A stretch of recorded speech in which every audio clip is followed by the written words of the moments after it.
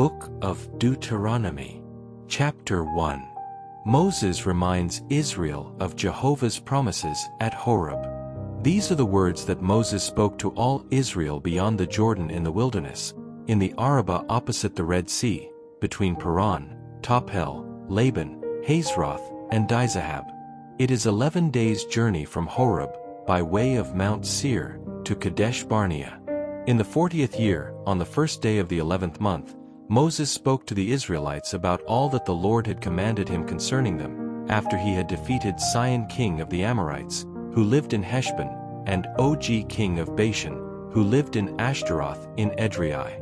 Beyond the Jordan, in the land of Moab, Moses resolved to declare this law, saying, "The Lord our God spoke to us at Horeb, saying, You have stayed long enough at this mountain. Turn back and go to the hill country of the Amorites and all its surrounding areas, in the Arabah, in the hill country, in the valleys, in the Negev, and along the coast of the sea, to the land of the Canaanites, and to Lebanon, as far as the great river, the Euphrates. See, I have given you the land. Go in and possess the land that the Lord swore to your fathers, to Abraham, to Isaac, and to Jacob, to give to them and to their descendants after them." Appointment of judges. At that time I spoke to you, saying, I am not able to carry you alone. The Lord your God has multiplied you, and behold, you are today as numerous as the stars of heaven. May the Lord, the God of your fathers, increase you 1,000 times more than you are now, and bless you as he has promised. How can I alone bear your troubles, your burdens, and your disputes? Give me wise, understanding, and experienced men from among your tribes, and I will appoint them as your leaders. And you answered me and said, What you have said is good. So I took the leading men of your tribes, wise and experienced men, and appointed them as leaders over you, commanders of thousands, of hundreds, of fifties, and of tens, and officers of your tribes. And then I commanded your judges, saying, Hear between your brothers, and judge fairly between a man and his brother, and between a foreigner and a stranger. Do not show partiality in judgment, hear both small and great alike. Do not be afraid of anyone, for judgment belongs to God. And the case that is too difficult for you, bring it to me, and I will hear it. So I commanded you at that time all that you should do. Mission of the 12 spies. We set out from Horeb and traveled through all that vast and dreadful wilderness you saw, along the road to the hill country of the Amorites, just as the Lord our God commanded us. We came to Kadesh Barnea. Then I said to you, You have come to the hill country of the Amorites, which the Lord our God is giving us. See, the Lord your God has given you the land. Go up and take possession of it, just as the Lord, the God of your ancestors, promised you. Do not be afraid or discouraged. Then all of you came to me and said, Let us send men ahead of us to spy out the land for us and bring back a report about the way we should go up and the cities we should enter. The plan seemed good to me, so I took 12 men from among you, one from each tribe. They set out and went up into the hill country and came to the valley of Eshcol and spied out the land. They took some of the produce of the land in their hands and brought it down to us and gave us an account, saying, The land the Lord our God is giving us is good. Yet you refused to go up. You rebelled against the command of the Lord your God. You grumbled in your tents, saying, Because the Lord hates us, he brought us out of Egypt to give us into the hands of the Amorites to destroy us. Where can we go up? Our brothers have made us afraid, saying, The people are more numerous and taller than we are, and the cities are large, with walls reaching to heaven. We even saw the descendants of Anak there. Then I said to you, Do not be afraid or terrified of them. The Lord your God, who goes before you, will fight for you, just as he did for you in Egypt before your eyes. And in the wilderness, you saw how the Lord your God carried you, as a father carries his son, all the way you traveled until you reached this place. Yet even after all this, you did not believe the Lord your God, who went before you on the way to search out for you a place to camp, in fire by night to show you the way you should go, and in a cloud by day. God punishes Israel. The Lord heard your words and was angry. He swore, saying, "Not one of these men of this evil generation shall see the good land I swore to give your ancestors, except Caleb son of Jephunneh. He shall see it, and I will give him and his descendants the land he set foot on, because he has followed the Lord wholeheartedly." The Lord was also angry with me because of you, and he said to me, "You will not go in there either. Joshua son of Nun, who serves you, shall go in there. Encourage him, because he will lead Israel to inherit it.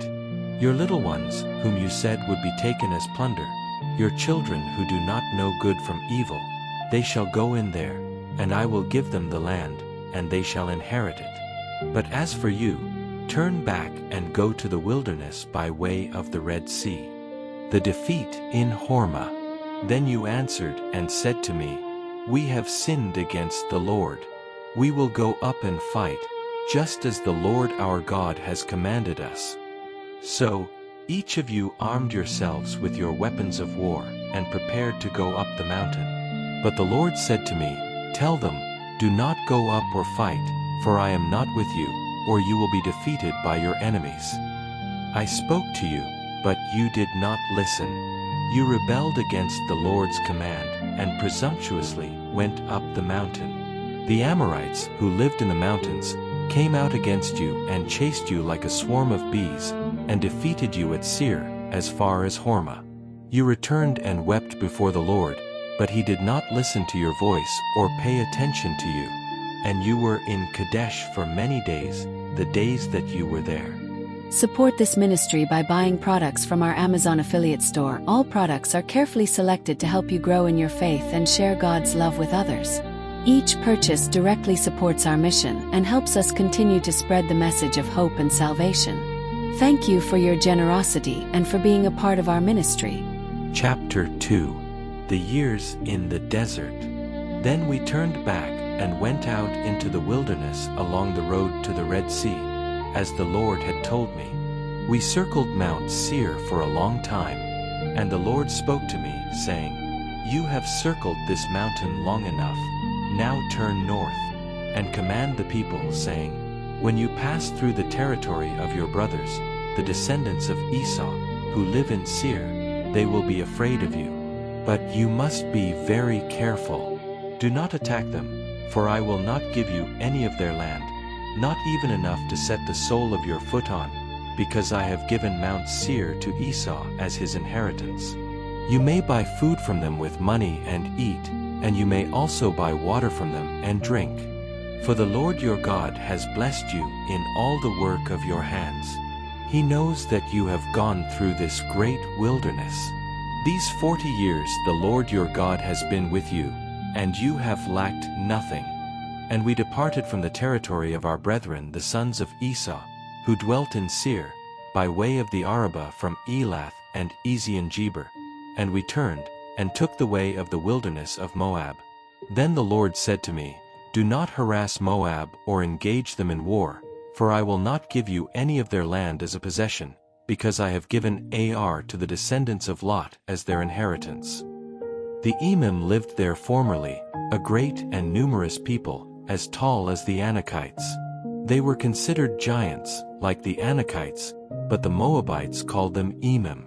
The Horites lived in Seir formerly, but the descendants of Esau drove them out and took their place, as Israel did in the land the Lord gave them as a possession. Now then, go over the Zered Valley. So, we went over the Zered Valley. We traveled from Kadesh Barnea until we crossed the Zered Valley for 38 years, until all the fighting men in the camp had died out, just as the Lord had sworn to them. And the hand of the Lord also came upon them to destroy them from the midst of the camp, until he had destroyed them. And it came to pass, after all the men of war had died from among the people, that the Lord spoke to me, saying, "You shall cross over today from the territory of Moab to Ar. And when you approach the children of Ammon, do not harass them or contend with them. For I will not give you the land of the children of Ammon as a possession, for I have given it to the children of Lot as an inheritance. It was also considered a land of giants. Giants once lived there, whom the Ammonites called Zamzummim, a great and numerous people, and tall like the sons of Anak, whom the Lord destroyed before the Ammonites. These succeeded them and lived in their place, as the Lord did to the descendants of Esau who lived in Seir, before whom he destroyed the Horites, and they succeeded them and lived in their place to this day. And the Avites who lived in villages as far as Gaza, the Caphtorites who came out of Caphtor destroyed them and lived in their place. Arise, go out, and cross the Arnon valley. Behold, I have delivered into your hand Sihon king of Heshbon, the Amorite, and his land. Begin to take possession of it, and make war with him. Today I will begin to put your fear and dread upon the peoples under the whole heaven, who will hear of your fame, and they will tremble and be distressed before you.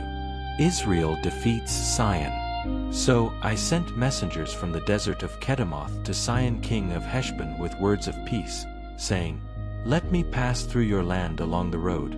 I will go along the road, not turning aside to the right or to the left. You shall sell me food for money, that I may eat. You shall also give me water for money, that I may drink. I will only pass through on foot, as the descendants of Esau who lived in Seir and the Moabites who lived in Ar did for me, until I cross the Jordan into the land that the Lord our God is giving us. But Sihon king of Heshbon would not let us pass through his territory, for the Lord your God had hardened his spirit and obstinate his heart, so as to deliver him into your hand, as he has done to this day. Then the Lord said to me, See, I have begun to deliver Sihon and his land into your hands. Begin to take possession of it and inherit it. Then Sihon and all his people came out against us to fight at Jahaz. But the Lord our God delivered him into our hands, and we defeated him and his sons and all his people. We took all his cities and utterly destroyed them all, men, women, and children, leaving no one alive. We took only the livestock and the spoil of the cities we had captured. From Aroer, which is on the bank of the Arnon River, and the city in the valley, as far as Gilead, there was not a city that escaped us. The Lord our God delivered them all into our hands. Only we did not go into the land of the Ammonites, nor into all that is along the bank of the Jabbok River, nor into the cities of the hill country, nor into any place that the Lord our God had forbidden us to enter. Chapter 3. Israel defeats Og, king of Bashan. So we turned back and went up the road to Bashan, and Og king of Bashan came out against us to fight, he and all his people, at Edrei. The Lord said to me, Do not be afraid of him, for I have delivered all his people and his land into your hands. You shall do to him as you did to Sihon king of the Amorites, who lived in Heshbon. So the Lord our God also delivered Og king of Bashan and all his people into our hands, and we defeated them until we had destroyed them all. We took all his cities at that time. There was not a city that we did not take from them. 60 cities, all the land of Argob, the kingdom of Og in Bashan. All these were fortified cities with high walls, gates and bars, besides many other unwalled cities. We utterly destroyed them, as we did to Sihon king of Heshbon, putting to death in every city the men, women, and children. We took for ourselves all the livestock and the spoil of the cities. At that time we also took the land from the Arnon valley to Mount Hermon from the 2 Amorite kings who were on this side of the Jordan. The Sidonians call Hermon Sirion, and the Amorites Senir. All the cities of the plain, all Gilead, and all Bashan as far as Salcah and Edrei, cities of the kingdom of Og in Bashan. For only Og king of Bashan remained of the remnant of the giants. His bed, an iron bed, is it not in Rabbah of the Ammonites? Its length is 9 cubits, and its width 4 cubits, according to the cubit of a man. Reuben, Gad, and the half-tribe of Manasseh settle east of the Jordan River. And this land which we inherited at that time, from Aroer, which is by the Arnon brook, and half of Mount Gilead with its cities, I gave to the Reubenites and the Gadites, and the rest of Gilead, and all Bashan, of the kingdom of Og, all the land of Argob, which was called the land of the giants, I gave to the half-tribe of Manasseh. Jair the son of Manasseh took all the land of Argob as far as the border of Geshur and Makkah, and called it after himself, Bashan haveth Jair, to this day. And Gilead I gave to Machir. And to the Reubenites and Gadites I gave from Gilead as far as the Arnon brook, their boundary being the middle of the valley, as far as the Jabbok brook, which is the boundary of the Ammonites. The Arabah also, with the Jordan as its boundary, from Chinnereth to the sea of the Arabah, the salt sea, at the foot of the slopes of Pisgah to the east. And I commanded you at that time, saying, The Lord your God has given you this land as an inheritance, but all your valiant men shall go out armed before your brothers, the children of Israel. Only your wives, your children, and your livestock, for I know that you have many livestock, shall remain in the cities which I have given you, until the Lord gives rest to your brothers, as well as to you, and they also inherit the land which the Lord your God is giving them on the other side of the Jordan. Then each of you shall return to the inheritance which I have given you. I also commanded Joshua at that time, saying, Your eyes have seen all that the Lord your God has done to those two kings, so the Lord will do to all the kingdoms which you shall cross over. Do not be afraid of them, because the Lord your God is the one who fights for you. Moses is not allowed to enter Canaan. At that time I prayed to the Lord, saying, O Lord God, you have begun to show your servant your greatness and your mighty hand. For what God is there in heaven or on earth who can do works and mighty deeds like yours? Let me cross over, I pray, and see that good land beyond the Jordan, that good mountain and Lebanon. But the Lord was angry with me because of you, and so he would not listen to me. The Lord said to me, It is enough. Do not speak to me of this matter again. Go up to the top of Pisgah and look west, north, south, and east, and see with your own eyes, for you shall not cross the Jordan. Command Joshua, encourage him, and strengthen him, for he shall go over before this people, and cause them to inherit the land that you will see. So we stood in the valley opposite Beth Peor. Chapter 4. Moses exhorts to obedience. Now therefore, O Israel, listen to the statutes and decrees that I am teaching you, so that you may obey them and live, and go in and possess the land that the Lord, the God of your ancestors, is giving you. Do not add to what I command you, and do not subtract from it, that you may keep the commandments of the Lord your God that I give you. Your eyes saw what the Lord did at Baalpeor. The Lord your God destroyed from among you all who followed Baalpeor. But you who followed the Lord your God are all alive today. See, I have taught you statutes and decrees, just as the Lord my God commanded me, so that you may observe them in the land that you are entering to possess. Therefore, keep them and do them. For this is your wisdom and your understanding in the sight of the nations, who will hear all these statutes and say, Surely this great nation is a wise and understanding people. For what great nation is there that has a God so near to it as the Lord our God is to us, whenever we call on him? And what great nation is there that has statutes and judgments as righteous as this entire law that I am setting before you today? Israel's experience at Horeb. Therefore, take heed to yourself, and diligently guard your soul, lest you forget the things your eyes have seen, and lest they depart from your heart all the days of your life. But teach them to your children and your children's children.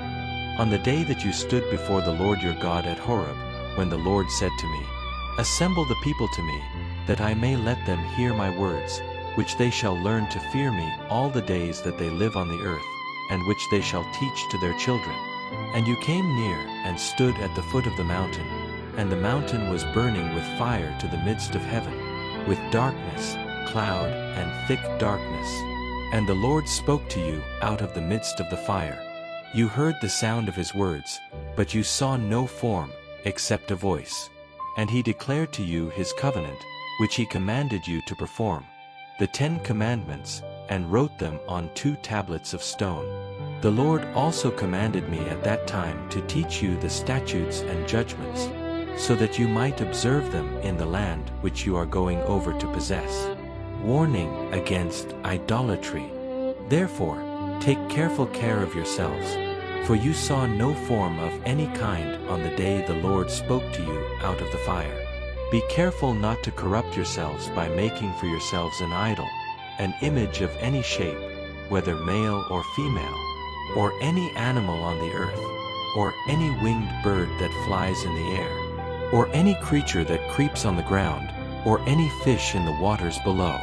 And beware lest you lift up your eyes to heaven, and when you see the sun, the moon, and the stars, all the host of heaven, you be drawn away and worship them and serve them, which the Lord your God has allotted to all the peoples under the whole heaven. But the Lord took you and brought you out of the iron furnace, out of Egypt, to be his people, his inheritance, as you are this day. The Lord was angry with me because of you, and he swore that I would not cross the Jordan, or enter the good land the Lord your God is giving you as an inheritance. So I will die in this land and will not cross the Jordan, but you will cross over and possess that good land. Be careful not to forget the covenant of the Lord your God, which he made with you, and do not make for yourselves an idol or any image of anything the Lord your God has forbidden. For the Lord your God is a consuming fire, a jealous God. When you have children and grandchildren, and have grown old in the land, if you act corruptly and make an idol or any image of anything, and do evil in the sight of the Lord your God, provoking him to anger, I call heaven and earth to witness against you today that you will soon perish completely from the land you are crossing the Jordan to possess. You will not live long there, but will be destroyed. The Lord will scatter you among the peoples, and you will be left few in number among the nations where the Lord will drive you. There you will serve gods made by human hands, of wood and stone, which cannot see or hear or eat or smell. But if from there you seek the Lord your God, you will find him if you seek him with all your heart and with all your soul. In the days of your distress, and when all these things have happened to you, in the latter days you will return to the Lord your God and obey his voice. For the Lord your God is a merciful God. He will not abandon you or destroy you or forget the covenant he swore to your ancestors.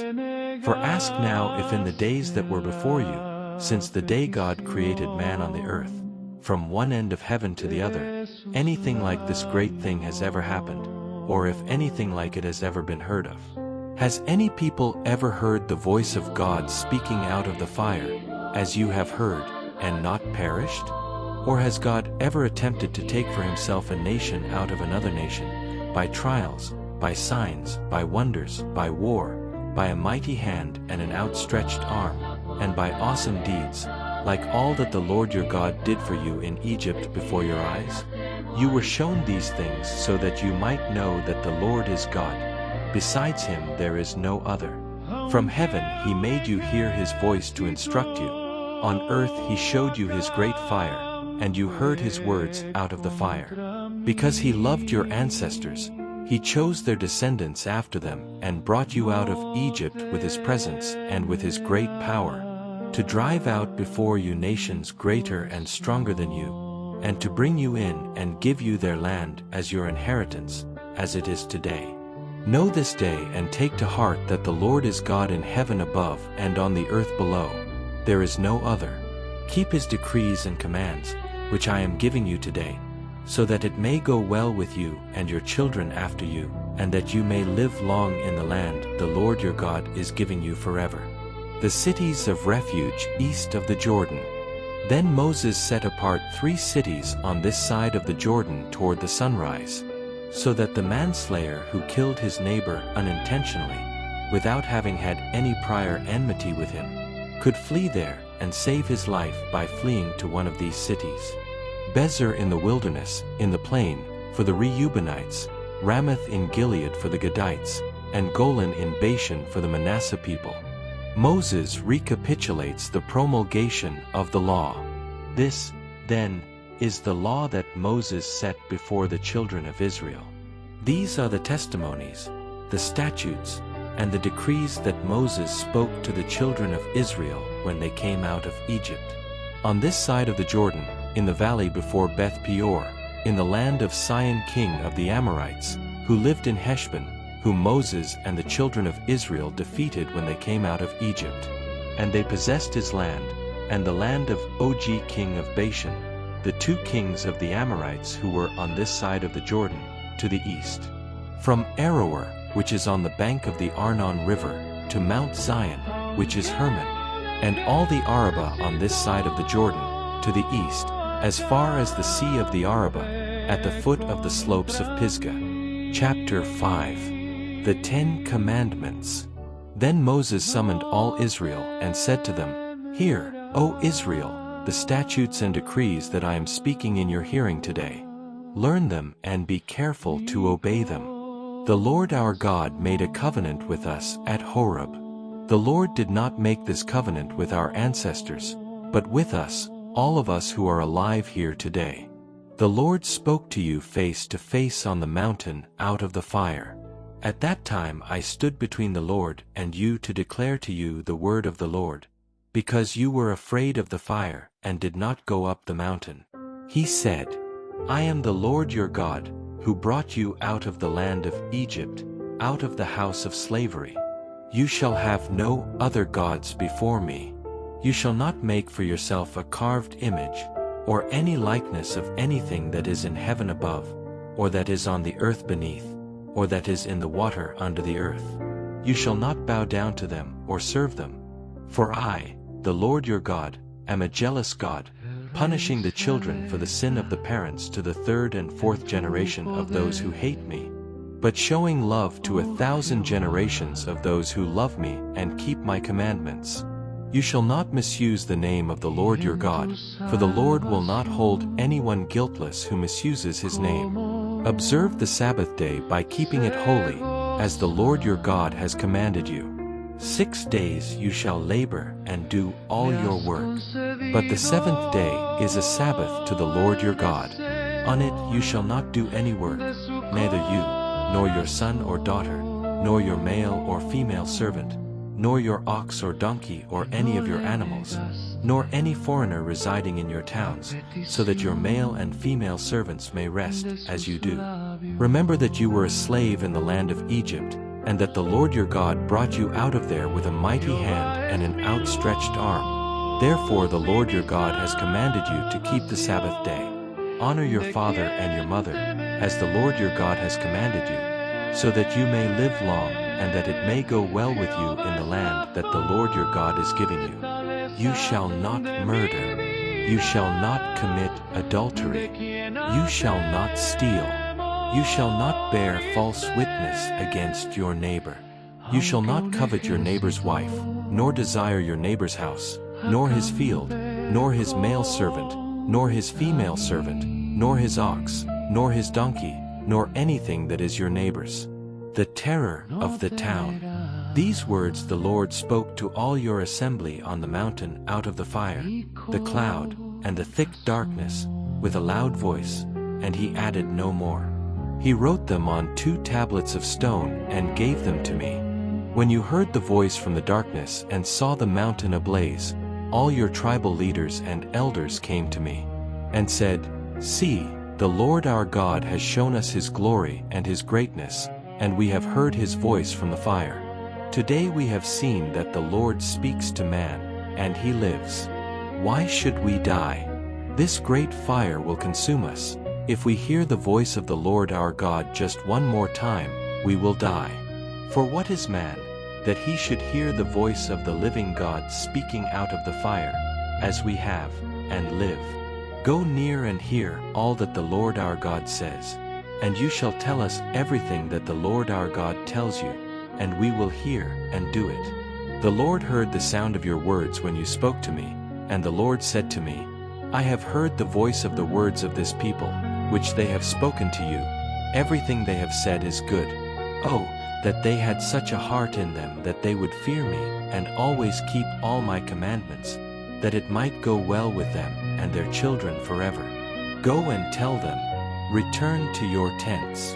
But you remain here with me, and I will tell you all the commandments, statutes, and rules that you shall teach them, so that they may now do them in the land that I am giving them to possess. See that you do as the Lord your God has commanded you. Do not turn aside to the right hand or to the left. Walk in all the way that the Lord your God has commanded you, so that you may live and prosper, and prolong your days in the land that you are about to possess. Chapter 6.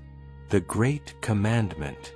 These, then, are the commandments, statutes, and decrees that the Lord your God commanded me to teach you, so that you may observe them in the land that you are crossing the border to possess, so that you, your children, and your grandchildren may fear the Lord your God by keeping all his statutes and commandments that I am giving you all the days of your life, and so that you may live long.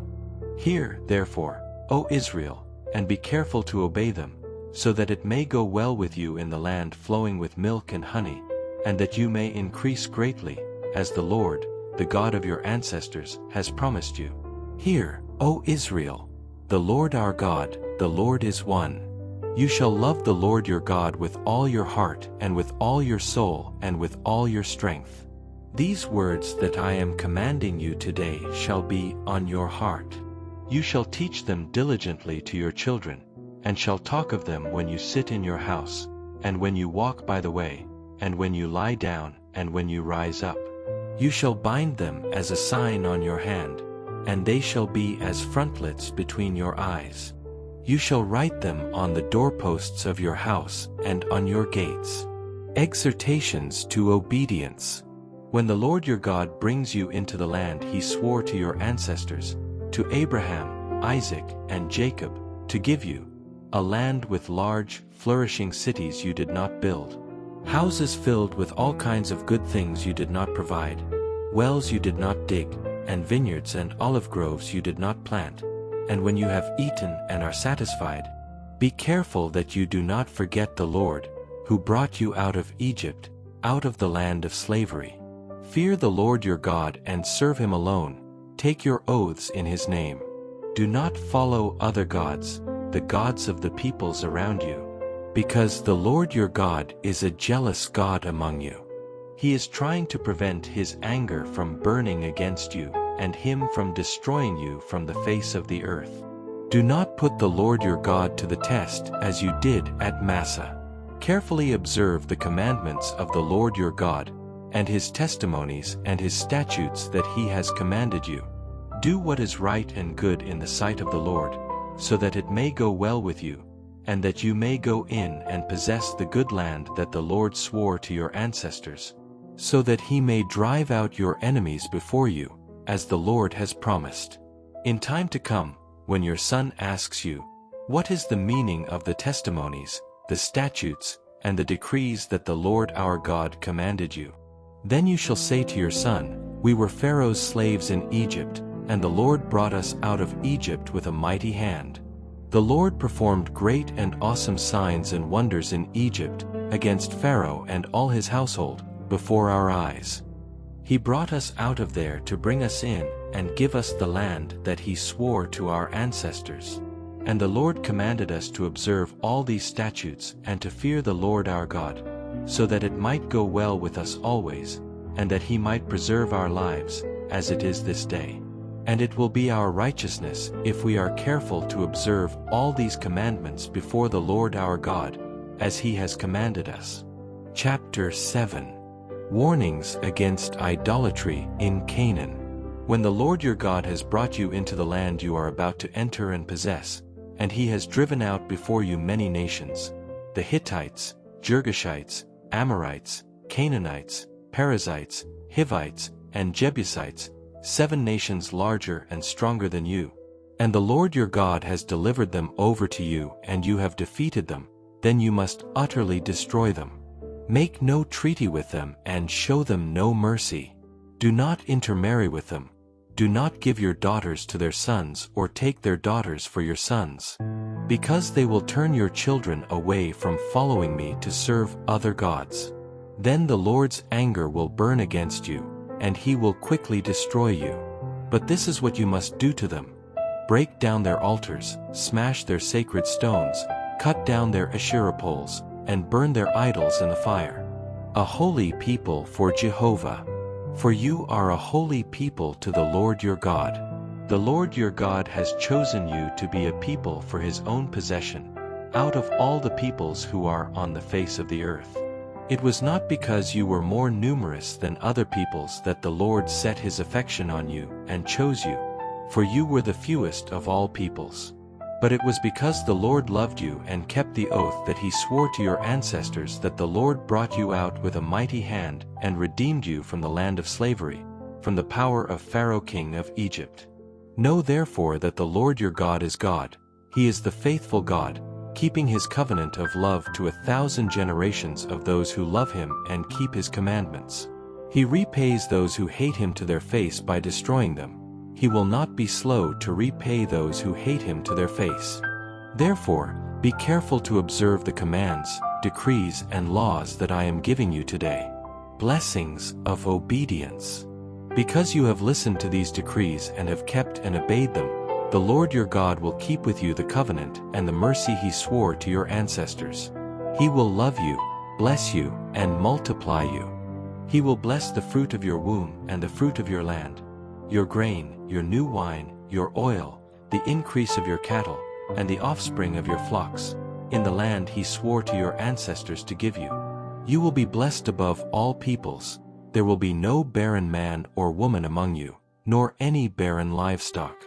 The Lord will take away from you every sickness, and he will not inflict on you any of the terrible plagues of Egypt that you know, but he will inflict them on all who hate you. You shall consume all the peoples the Lord your God gives you. You shall not spare them, nor shall you serve their gods, for that would be a snare to you. Though you say in your heart, "These nations are more numerous than I, how can I destroy them?" Do not be afraid of them. Remember well what the Lord your God did to Pharaoh and to all Egypt, the great trials that your eyes saw, the signs and wonders, and the mighty hand and outstretched arm with which the Lord your God brought you out. The Lord your God will do the same to all the peoples you dread.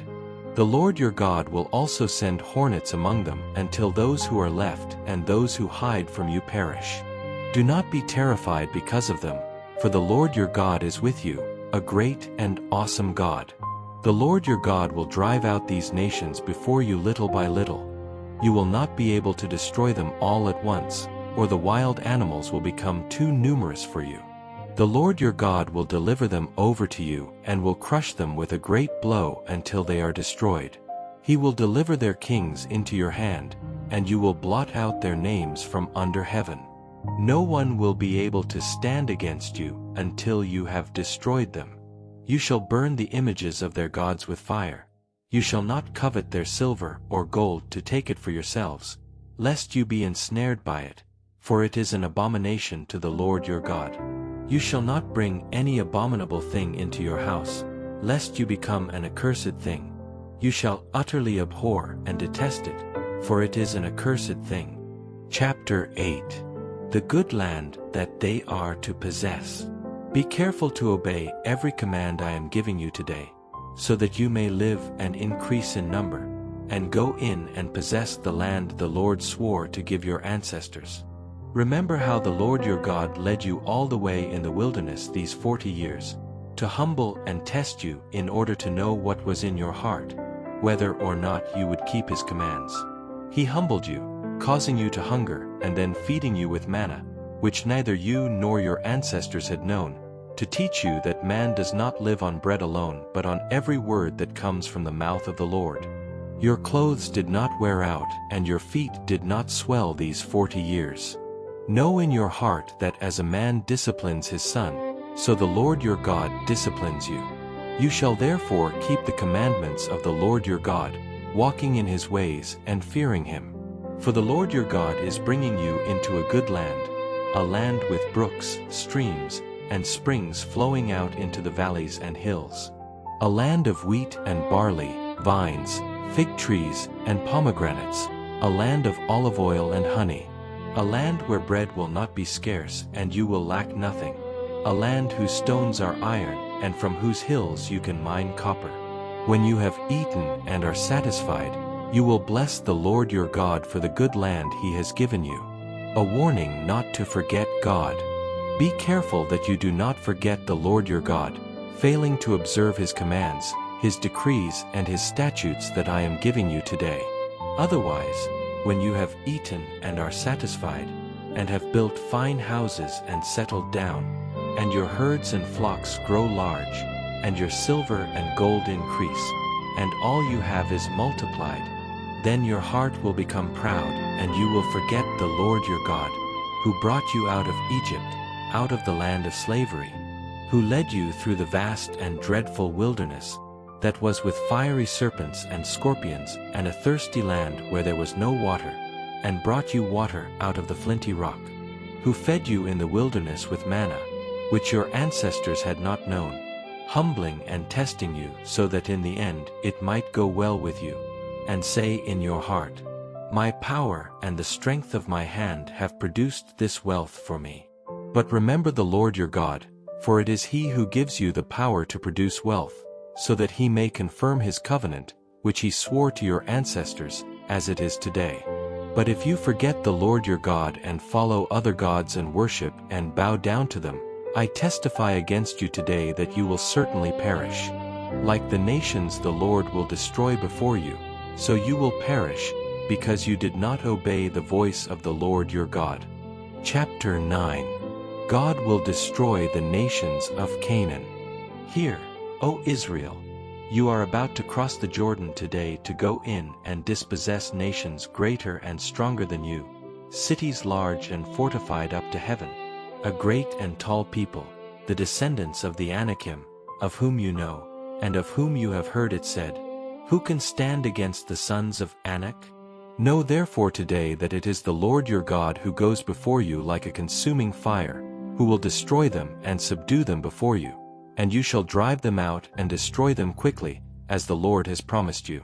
Do not think in your heart, after the Lord your God has driven them out before you. Because of my righteousness the Lord has brought me in to possess this land.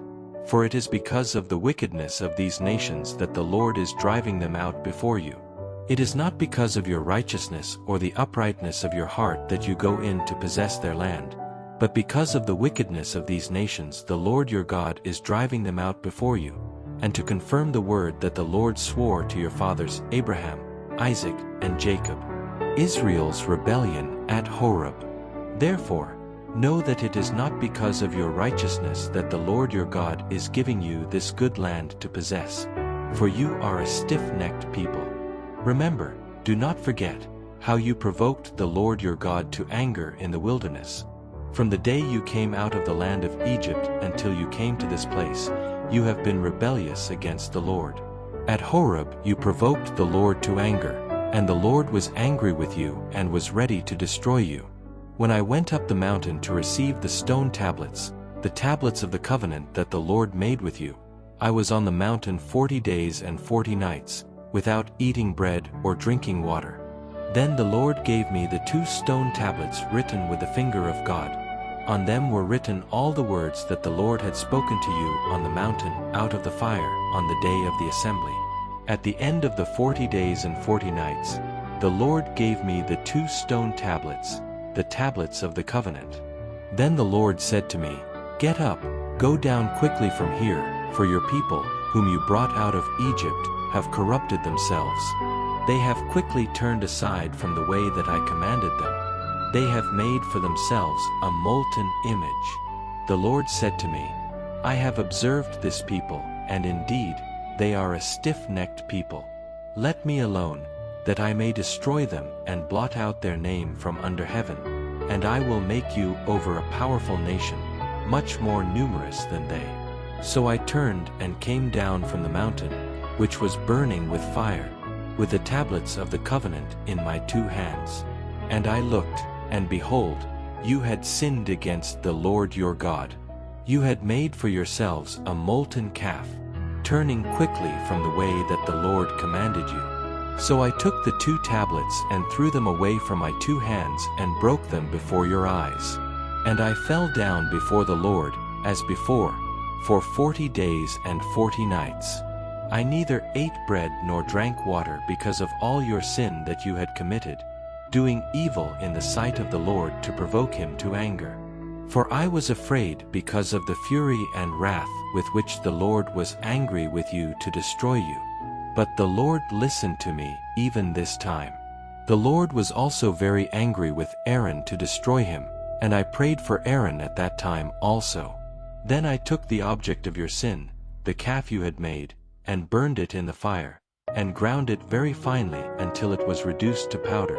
And I threw its powder into the stream that flowed down from the mountain. Also at Taberah, at Massah, and at Kibroth-Hattaavah you provoked the Lord to anger. And when the Lord sent you from Kadesh Barnea, saying, Go up and possess the land that I have given you, you also rebelled against the command of the Lord your God, and did not believe him or obey his voice. You have been rebellious against the Lord from the day I have known you. So I fell down before the Lord 40 days and 40 nights, because the Lord said that he would destroy you. And I prayed to the Lord, saying, O Lord God, do not destroy your people and your inheritance, whom you have redeemed through your greatness, whom you brought out of Egypt with a mighty hand. Remember your servants Abraham, Isaac, and Jacob. Do not look on the stubbornness of this people, nor on their wickedness, nor on their sin, lest the people of the land from which you brought us say, Because the Lord was not able to bring them into the land that he had promised them, or because he hated them, he brought them out to kill them in the wilderness. And they are your people and your inheritance, whom you brought out by your great power and outstretched arm.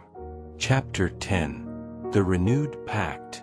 At that time the Lord said to me, Cut for yourself 2 stone tablets like the first ones, and come up to me on the mountain, and make yourself an ark of wood. I will write on the tablets the words that were on the first tablets, which you broke, and you shall put them in the ark. So I made an ark of acacia wood and cut 2 stone tablets like the first ones, and I went up the mountain with the 2 tablets in my hand. He wrote on the tablets, according to the first writing, the 10 commandments that the Lord had spoken to you on the mountain out of the fire on the day of the assembly. The Lord gave them to me. Then I turned and came down from the mountain and put the tablets in the ark that I had made. And there they are, just as the Lord commanded me. Then the Israelites journeyed from Beerith Ben-Ajakin to Mosera. There Aaron died and was buried, and his son Eleazar succeeded him as priest. From there they journeyed to Gudgoda, and from Gudgoda to Jotbatha, a land of flowing streams. At that time the Lord set apart the tribe of Levi to carry the ark of the covenant of the Lord, to stand before the Lord to minister to him, and to bless in his name, to this day. Therefore Levi has no portion or inheritance among his brothers. The Lord is his inheritance, as the Lord your God told him.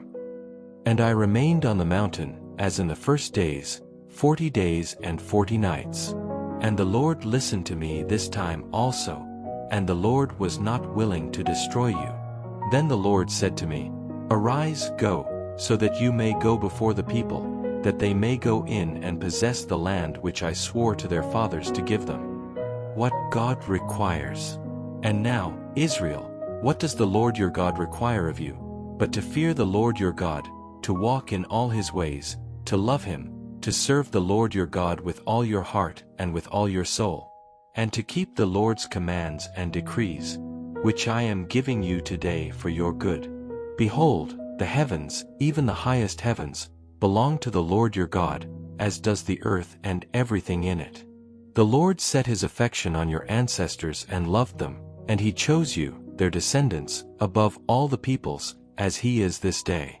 Circumcise therefore the foreskin of your heart, and do not be stiff-necked any longer. For the Lord your God is God of gods and Lord of lords, the great, mighty, and awesome God, who is not partial and does not accept bribes. He defends the cause of the fatherless and the widow, and loves the foreigner residing among you, giving them food and clothing. Therefore love the foreigner residing among you, for you were foreigners in Egypt. Fear the Lord your God, serve him only, hold fast to him, and take your oaths in his name. He is the one you are to praise. He is your God, who has done for you these great and awesome things your eyes have seen. Your ancestors went down to Egypt with 70 people, but now the Lord has made you as numerous as the stars in the sky. Chapter 11. The greatness of Jehovah. You shall therefore love the Lord your God, and keep his charge, his statutes, his decrees, and his commandments, always. And understand today, for I am not speaking to your children, who have not known or seen the discipline of the Lord your God, his greatness, his mighty hand, and his outstretched arm, and his signs, and his works which he did in the midst of Egypt to Pharaoh king of Egypt, and to all his land, and what he did to the army of Egypt, to their horses, and to their chariots, how he made the waters of the Red Sea rush upon them, as they came after you, and the Lord destroyed them to this day, and what he has done for you in the wilderness, until you have come to this place, and what he did to Dathan and Abiram, the sons of Eliab the son of Reuben, how the earth opened its mouth, and swallowed them up, with their households, their tents, and all their livestock, in the midst of all Israel. But your eyes have seen all the great works which the Lord has done, blessings of the promised land. Therefore, keep all the commandments that I am commanding you today, so that you may be strong and go in and possess the land that you are crossing over to possess, and so that you may live long in the land that the Lord swore to give to your ancestors, a land flowing with milk and honey. The land that you are crossing over to possess is not like the land of Egypt, from which you have come, where you sowed your seed and watered it by foot, like a vegetable garden. The land that you are crossing over to possess is a land of hills and valleys, which drinks in the rain from heaven, a land that the Lord your God cares for. The eyes of the Lord your God are continually on it from the beginning of the year to its end. If you carefully obey my commands I am giving you today, to love the Lord your God and to serve him with all your heart and with all your soul, then I will send rain on your land in its season, both autumn and spring rains, so that you may gather in your grain, new wine, and olive oil. I will also provide grass in the fields for your livestock, and you will eat and be satisfied. But be careful that your hearts are not led astray, and you turn away and serve other gods and worship them. If that happens, the Lord's anger will burn against you, and he will shut up the heavens so that there will be no rain, and the land will not yield its produce, and you will quickly perish from the good land the Lord is giving you. Therefore, lay up these words of mine in your hearts and minds. Tie them as signs on your hands and bind them on your foreheads. You shall teach them diligently to your children, speaking of them when you sit in your house, when you walk by the way, when you lie down, and when you rise up. You shall write them on the doorposts of your house and on your gates, so that your days and the days of your children may be as numerous in the land that the Lord swore to your fathers to give them, as long as the heavens are above the earth. For if you carefully observe all these commandments that I command you to do, and if you love the Lord your God, walking in all his ways and holding fast to him, then the Lord will drive out all these nations before you, and you will dispossess nations greater and stronger than yourselves. Every place on which the sole of your foot treads shall be yours. Your territory shall extend from the desert to Lebanon, and from the Euphrates River to the Mediterranean Sea. No one will be able to stand against you. The Lord your God will put the dread and fear of you on all the land you are about to enter, just as he has promised you. See, I am setting before you today a blessing and a curse. The blessing, if you obey the commands of the Lord your God that I am giving you today. The curse, if you disobey the commands of the Lord your God and turn from the way I am commanding you today by following other gods, which you have not known.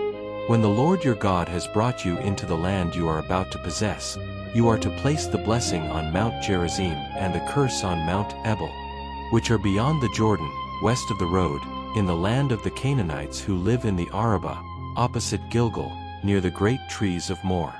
For you are crossing the Jordan to go in and possess the land the Lord your God is giving you. You will take possession of it and live in it. Be careful to observe all the decrees and laws I am setting before you today. Chapter 12. The Unique Sanctuary. These are the statutes and decrees that you shall be careful to observe in the land that the Lord, the God of your ancestors, has given you to possess, all the days that you live on the land. You shall utterly destroy all the places where the nations you are dispossessing served their gods, on the high mountains, on the hills, and under every spreading tree. You shall tear down their altars, smash their sacred pillars, burn their Asherah poles with fire, cut down the carved images of their gods, and blot out their name from that place. You shall not worship the Lord your God in their way. But you shall seek the place that the Lord your God will choose out of all your tribes to put his name there for his dwelling place, and there you shall go. There you shall bring your burnt offerings, your sacrifices, your tithes, your heave offerings, your vow offerings, your freewill offerings, and the firstborn of your herds and flocks. There you shall eat before the Lord your God and rejoice, you and your families, in all the work of your hands in which the Lord your God has blessed you. You shall not do as we do here today, each one doing what seems right to him. For you have not yet entered the rest and the inheritance that the Lord your God is giving you. But you shall cross the Jordan and live in the land that the Lord your God is giving you as an inheritance. He will give you rest from all your enemies around you, and you will live securely. And to the place that the Lord your God chooses to put his name there, there you shall bring all that I command you, your burnt offerings, your sacrifices, your tithes, the contributions you present, and all the choice offerings of the vows you make to the Lord. And you shall rejoice before the Lord your God, you, your sons, your daughters, your male and female servants, and the Levite who lives among you, because he has no portion or inheritance with you. Be careful not to offer your burnt offerings anywhere you see, but at the place that the Lord chooses among your tribes, there you shall offer your burnt offerings, and there you shall do everything that I command you.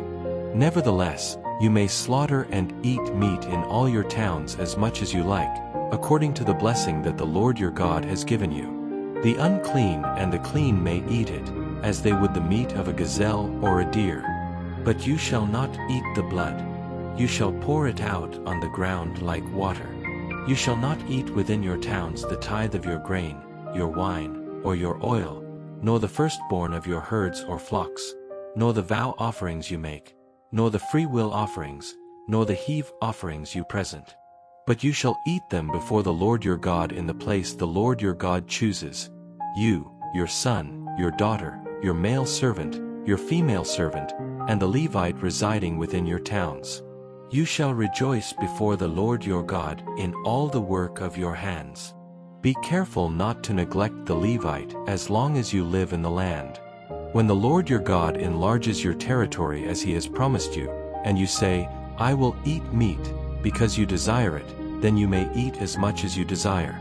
If the place the Lord your God chooses to put his name there is too far from you, you may slaughter some of the cattle and sheep the Lord gives you, as I have commanded you, and eat them within your gates as much as you like. You may eat them just as you eat gazelle and deer, both the unclean and the clean may eat them. Only be sure that you do not eat the blood, for the blood is the life, and you must not eat the life with the flesh. You must not eat it, pour it out on the ground like water. You must not eat any of it, so that it may go well with you and your children after you, when you do what is right in the eyes of the Lord. But take the things you have dedicated and your vows with you, and go to the place the Lord chooses. You shall offer your burnt offerings, both the meat and the blood, on the altar of the Lord your God. The blood of your sacrifices shall be poured out on the altar of the Lord your God, and you may eat the meat. Be careful to obey all these words that I command you, so that it may go well with you and your children after you forever by doing what is good and right in the sight of the Lord your God. Warnings against idolatry. When the Lord your God has destroyed before you the nations you are going over to possess, and you have dispossessed them and settled in their land, be careful that you are not ensnared by following them after they have been destroyed before you. Do not inquire about their gods, saying, How did these nations serve their gods? I will do the same. You must not worship the Lord your God in their way, for they did all kinds of detestable things to their gods that the Lord hates. They even burned their sons and daughters in the fire as offerings to their gods. Be careful to do everything I command you. Do not add to it or take away from it. Chapter 13. If a prophet or one who foretells by dreams arises among you and announces to you a sign or wonder, and if the sign or wonder he has foretold takes place, and he says, "Let us follow other gods, which you have not known, and let us serve them," you shall not listen to the words of that prophet or that dreamer of dreams. For the Lord your God is testing you to know whether you love the Lord your God with all your heart and with all your soul. You shall walk after the Lord your God and fear him, keep his commandments and obey his voice. You shall serve him and cling to him. That prophet or dreamer of dreams must be put to death, because he has spoken rebellion against the Lord your God, who brought you out of the land of Egypt and redeemed you from the house of slavery, and has tried to turn you from the way in which the Lord your God commanded you to walk. You shall purge the evil from among you. If your brother, the son of your mother, or your son, your daughter, your wife, or your closest friend entices you secretly, saying, "Let us go and serve other gods," gods that neither you nor your ancestors have known, of the gods of the peoples around you, near to you or far from you, from one end of the earth to the other, you shall not consent to him or listen to him. You shall not pity him or spare him or conceal him, but you shall surely put him to death. Your hand shall be the first against him to put him to death, and afterward the hand of all the people. You shall stone him to death with stones, because he sought to turn you away from the Lord your God, who brought you out of the land of Egypt, out of the house of slavery, so that all Israel may hear and fear, and never again do such a thing among you. If you hear it said concerning any of your towns, which the Lord your God is giving you to live in, that wicked men have gone out from among you, and have enticed the inhabitants of their town, saying, "Let us go and serve other gods, gods you have not known," then you shall inquire, search out, and ask carefully. And if it seems true, indeed certain, that such an abomination has been committed among you, you shall surely strike down the inhabitants of that town with the edge of the sword, utterly destroying it and everything in it, and you shall also kill its livestock with the edge of the sword.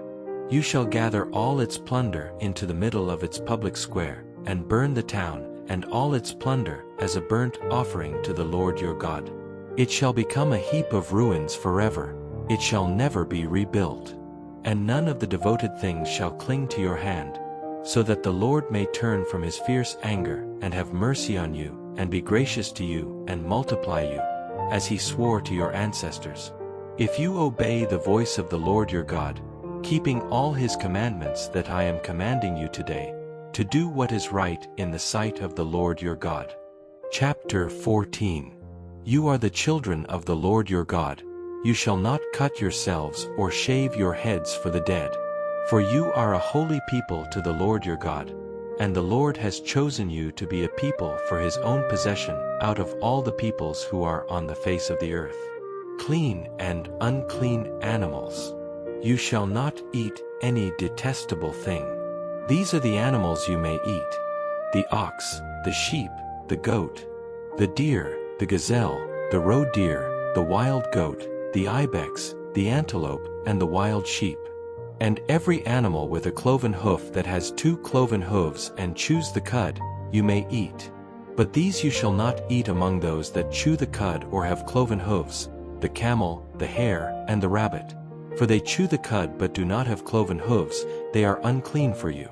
Nor the pig, for it has cloven hooves but does not chew the cud, it is unclean for you. You shall not eat their flesh, nor touch their carcasses. Of all that is in the water, you may eat, whatever has fins and scales. But whatever does not have fins and scales you shall not eat, it is unclean for you. You may eat any clean bird. These are the birds you may not eat: the eagle, the vulture, the osprey, the buzzard, the kite, any raven, the ostrich, the owl, the seagull, the sparrowhawk, the eagle owl, the ibis, the moorhen, the pelican, the buzzard, the cormorant, the stork, the heron, the hoopoe, and the bat. All winged insects are unclean, they must not be eaten. You may eat any clean bird. You must not eat anything that dies of itself.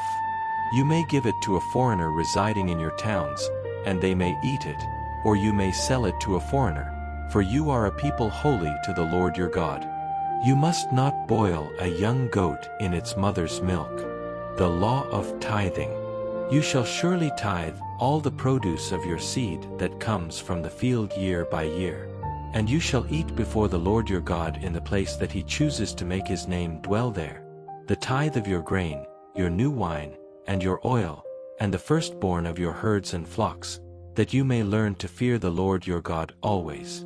But if the journey is too long for you, and you are not able to carry it, because the place that the Lord your God chooses to make his name dwell there is too far from you, when the Lord your God blesses you, then you shall sell it, and take the money in your hand, and go to the place that the Lord your God chooses.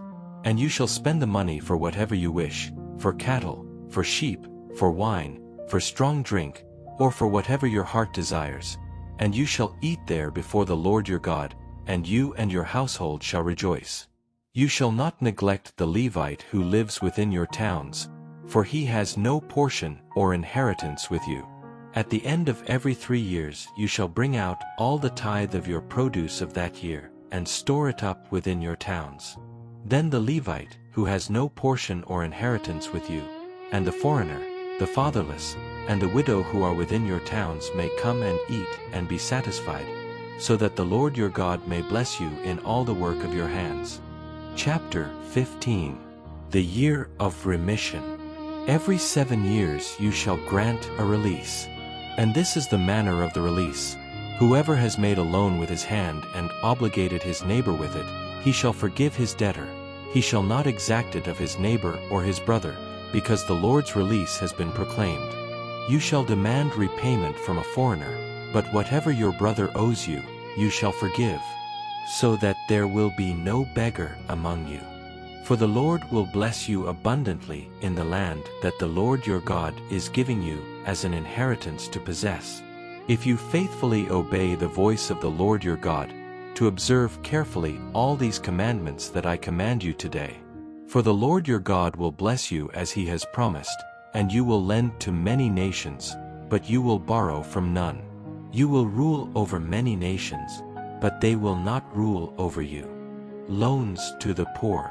If there is a poor person among you, one of your fellow Israelites, in any of your towns within the land the Lord your God is giving you, do not harden your heart or shut your hand against your needy brother. Rather, be open-handed and freely lend him whatever he needs. Be careful not to harbor a wicked thought in your heart. The 7th year, the year of release, is near. So, you must not look enviously at your needy brother and withhold anything from him. If he does, he may cry out to the Lord against you, and it will be your sin. You must be generous and give to him freely, without a grudging heart, because for this the Lord your God will bless you in all your work and in everything you put your hand to. For there will never cease to be poor people in the land. Therefore, I command you, you shall be open-handed toward your fellow Israelites who are poor and needy in your land. Laws concerning slaves. If your fellow Hebrew man or woman sells himself to you and serves you 6 years, in the 7th year you shall set him free. And when you set him free, you shall not send him away empty-handed. You shall supply him liberally from your flock, your threshing floor, and your winepress. You shall give him of that with which the Lord has blessed you. And you shall remember that you were a slave in the land of Egypt, and the Lord your God redeemed you. Therefore I command you this today. If he says to you, I will not leave you, because he loves you and your household, and because he is well off under your care, then you shall take an awl and pierce his ear through the door, and he shall be your servant forever. You shall do the same to your female servant. Do not consider it hard to you when you set him free, for he served you 6 years for half the wages of a hired worker, and the Lord your God will bless you in all that you do. Consecration of the firstborn males. You shall consecrate to the Lord your God every firstborn male of your herds and flocks. You shall not use any of the firstborn of your herds, nor shear the firstborn of your flocks. You and your household shall eat them year after year before the Lord your God in the place that the Lord chooses. If any of them have a defect, if they are blind or lame or have any blemish, you shall not sacrifice them to the Lord your God. You may eat them within your towns. The unclean and the clean may eat them, as you would a gazelle or a deer. Only you shall not eat their blood. You shall pour it out on the ground like water. Chapter 16. Annual Festivals. Observe the month of Abib and celebrate the Passover to the Lord your God, for in the month of Abib the Lord your God brought you out of Egypt by night. Sacrifice the Passover to the Lord your God from the flock, and the herd at the place the Lord will choose as a dwelling for his name. Do not eat leavened bread with it. For 7 days eat unleavened bread with it, the bread of affliction, because you came out of Egypt in haste, so that you may remember the day you came out of Egypt all the days of your life. No leaven shall be seen with you in all your territory for 7 days, and none of the meat you slaughter on the evening of the first day shall remain until morning. You may not sacrifice the Passover in any of the towns the Lord your God is giving you, but at the place the Lord your God will choose as a dwelling for his name. Sacrifice the Passover in the evening at sunset, at the time you came out of Egypt. You shall roast it and eat it in the place the Lord your God chooses, and in the morning you shall return to your dwelling. For 6 days you shall eat unleavened bread, and on the 7th day there shall be a solemn assembly to the Lord your God. You shall not do any work on it. You shall count off 7 weeks. From the time you begin to put the sickle to the standing grain, you shall begin to count off the 7 weeks. You shall keep the Feast of Weeks to the Lord your God. You shall give from your free will offering, as the Lord your God has blessed you. You shall rejoice before the Lord your God, you, your son, your daughter, your male servant, your female servant, the Levite who is within your towns, and the foreigner, the fatherless, and the widow who are among you, in the place the Lord your God chooses to make his name dwell there. Remember that you were a slave in Egypt.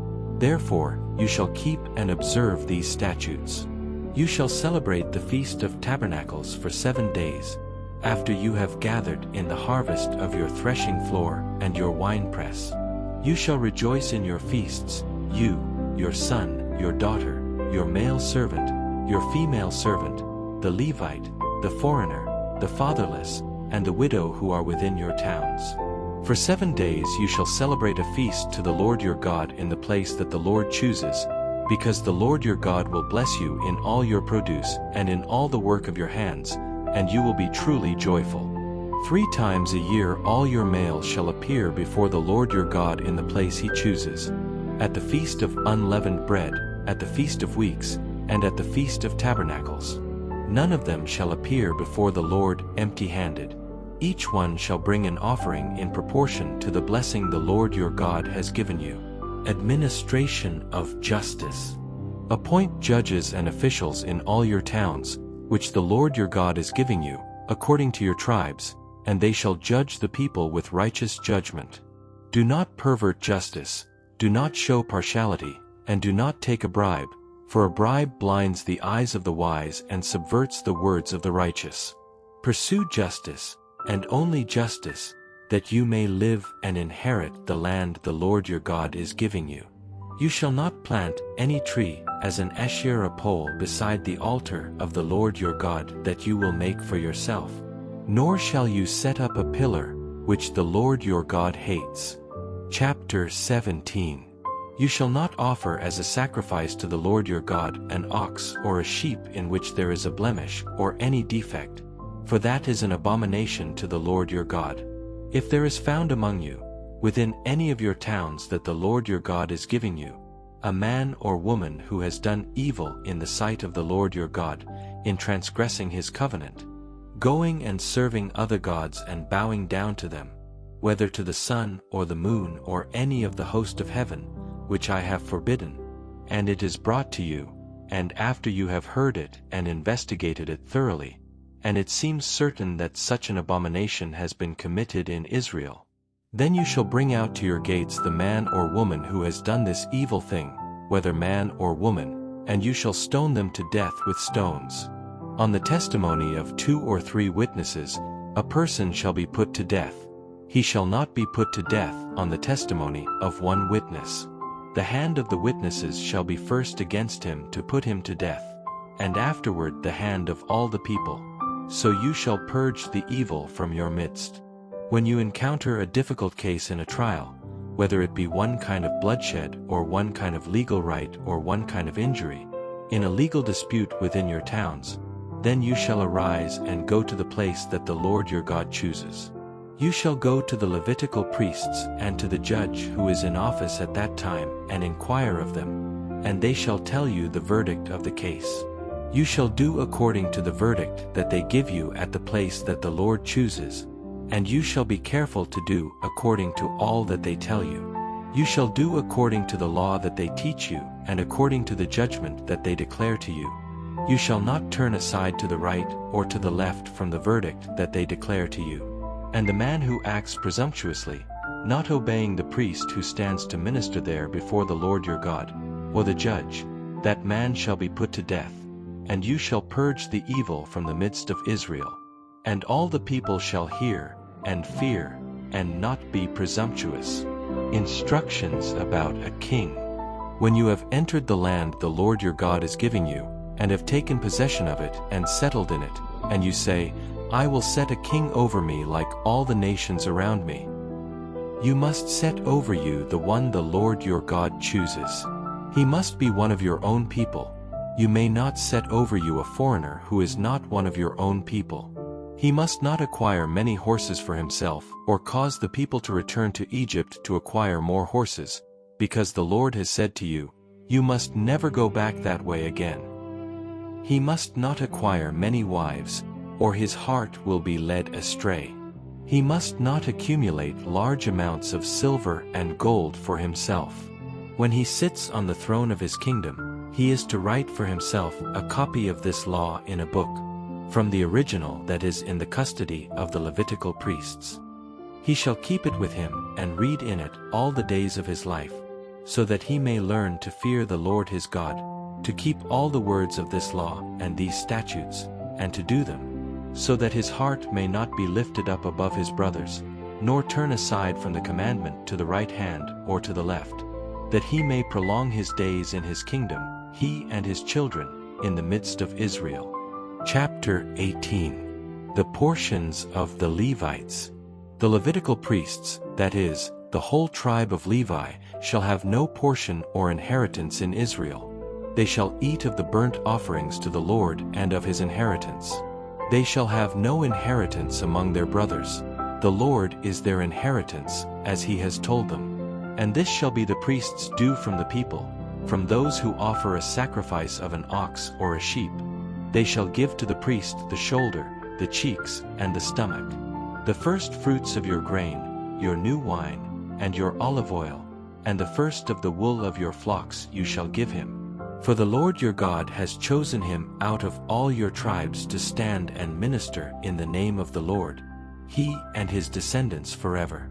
When a Levite comes from any of your towns, from all Israel where he has lived, and comes with all his heart to the place the Lord chooses, he shall minister in the name of the Lord his God, just as all his fellow Levites who stand there before the Lord.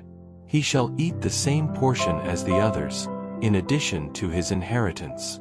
Admonition against pagan customs. When you enter the land the Lord your God is giving you, do not learn to imitate the detestable customs of the nations there.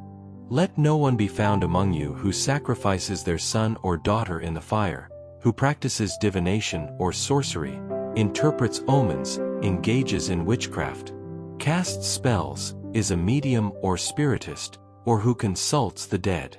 Anyone who does these things is detestable to the Lord. Because of these same detestable practices, the Lord your God is driving out those nations before you. You must be blameless before the Lord your God. The nations you are about to dispossess listen to soothsayers and diviners.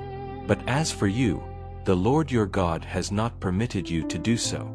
God promises a prophet like Moses. The Lord your God will raise up for you a prophet like me from among your own people. You must listen to him. This is what you asked of the Lord your God at Horeb on the day of the assembly. Let me not hear the voice of the Lord my God anymore, nor see this great fire again, or I will die. The Lord said to me, They have spoken well in what they have said.